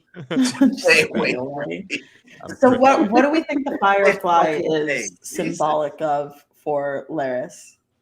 I'd like to say that they were wrong, and I like Mandy's idea that it's a bee. I can't imagine what a firefly would like. Well, it's Tony got said, what the hell would it symbolize? It's got the bedazzled butt right there, so I think it's supposed to be a firefly. It's his stinger, yeah. Buzz. A buzz. It's his stinger. Okay. What if he did it to make? What if he did it to like out Beesbury? Like, oh, you think your bees are cute? Look at my bee. My bee's better. Look at my. What if he's a Beesbury? What if he's a Beyonce fan? Fuck you, Beesbury. Beehive. Someone said that in the chat a second ago. He's just a Beyonce fan. I don't know what a firefly could be like symbolic of in this context. It doesn't. It doesn't make sense to me. I don't see it either. I don't see why some Masper whisperer would be the firefly. Like, what does that mean? Right. It means nothing. He should be the mosquito. Something like that would fit him better. Be that blood-sucking fucker. And I would I give them that. agree. Y'all got enough super chat. Y'all good on damn monetization. Yeah. I was gonna say, actually, speaking of, it's getting pretty late, and we've been here for a while. Yeah. Any final thoughts that anybody has? Anything? Anybody? I do want to. A lot of people have pointed out this guy has some Jeffrey Dahmer vibes to him, and yeah, he does. I want to touch on what Bridge said about him, the way he was looking when he was talking to the people in the black cells and cutting off their tongues. He wasn't affected by it all. He seemed to enjoy the brutality of it. So it definitely scares me. He's got some creepy serial killer vibes about him. Yeah, he's not Littlefinger. Littlefinger's not No. that. What he is, you know what I mean? So the comparison to Littlefinger to me is not valid. He's not a Littlefinger.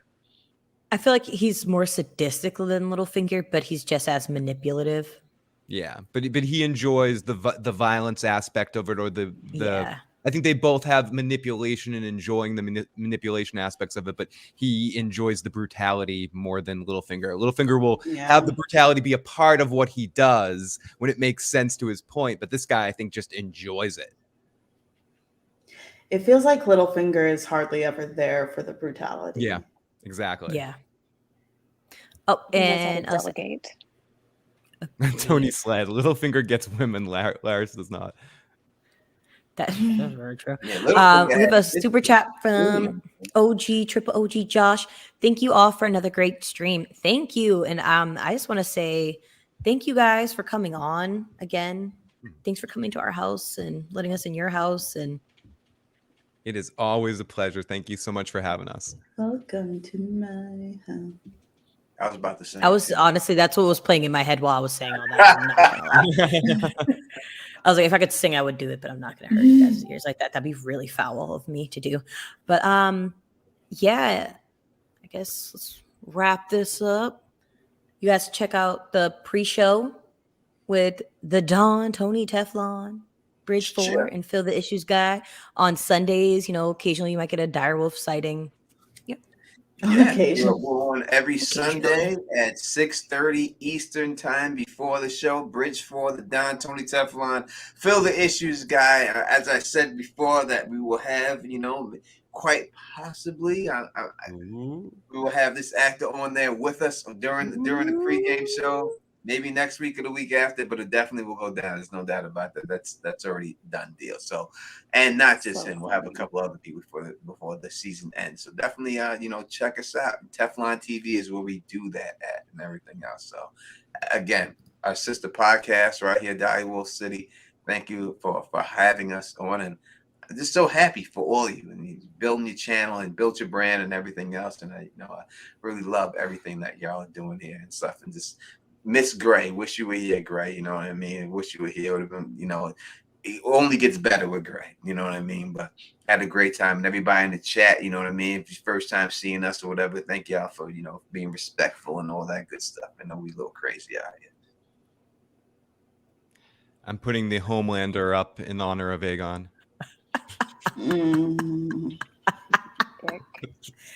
I love it. But yeah, thank you guys again. We'll be here next week. You guys could check out I was gonna say everybody besides Alisha and Nim have their own personal YouTube channels you guys could check out. Please subscribe to all of our channels. That'd be nice. And if you're here, please subscribe here as well. Like our videos, watch our breakdowns. I know Phil does it immediately after the episode. So if you're like super hyped and just want to get right into it, Phil does it after show as well on his channel. So please do. Check that out. And Alisha, do you want to sign us off with some words? Alisha. Should I sing an Eminem song? I don't No. The other word. As is tradition. I gotta be Eminem. No, not Eminem. I was talking about stealing Tony's words. That's what I was talking about. Oh, I want some candy now. I was gonna start singing. Now this looks like a job for me. Okay. Well, Tony. So everybody just follow me. Controversy.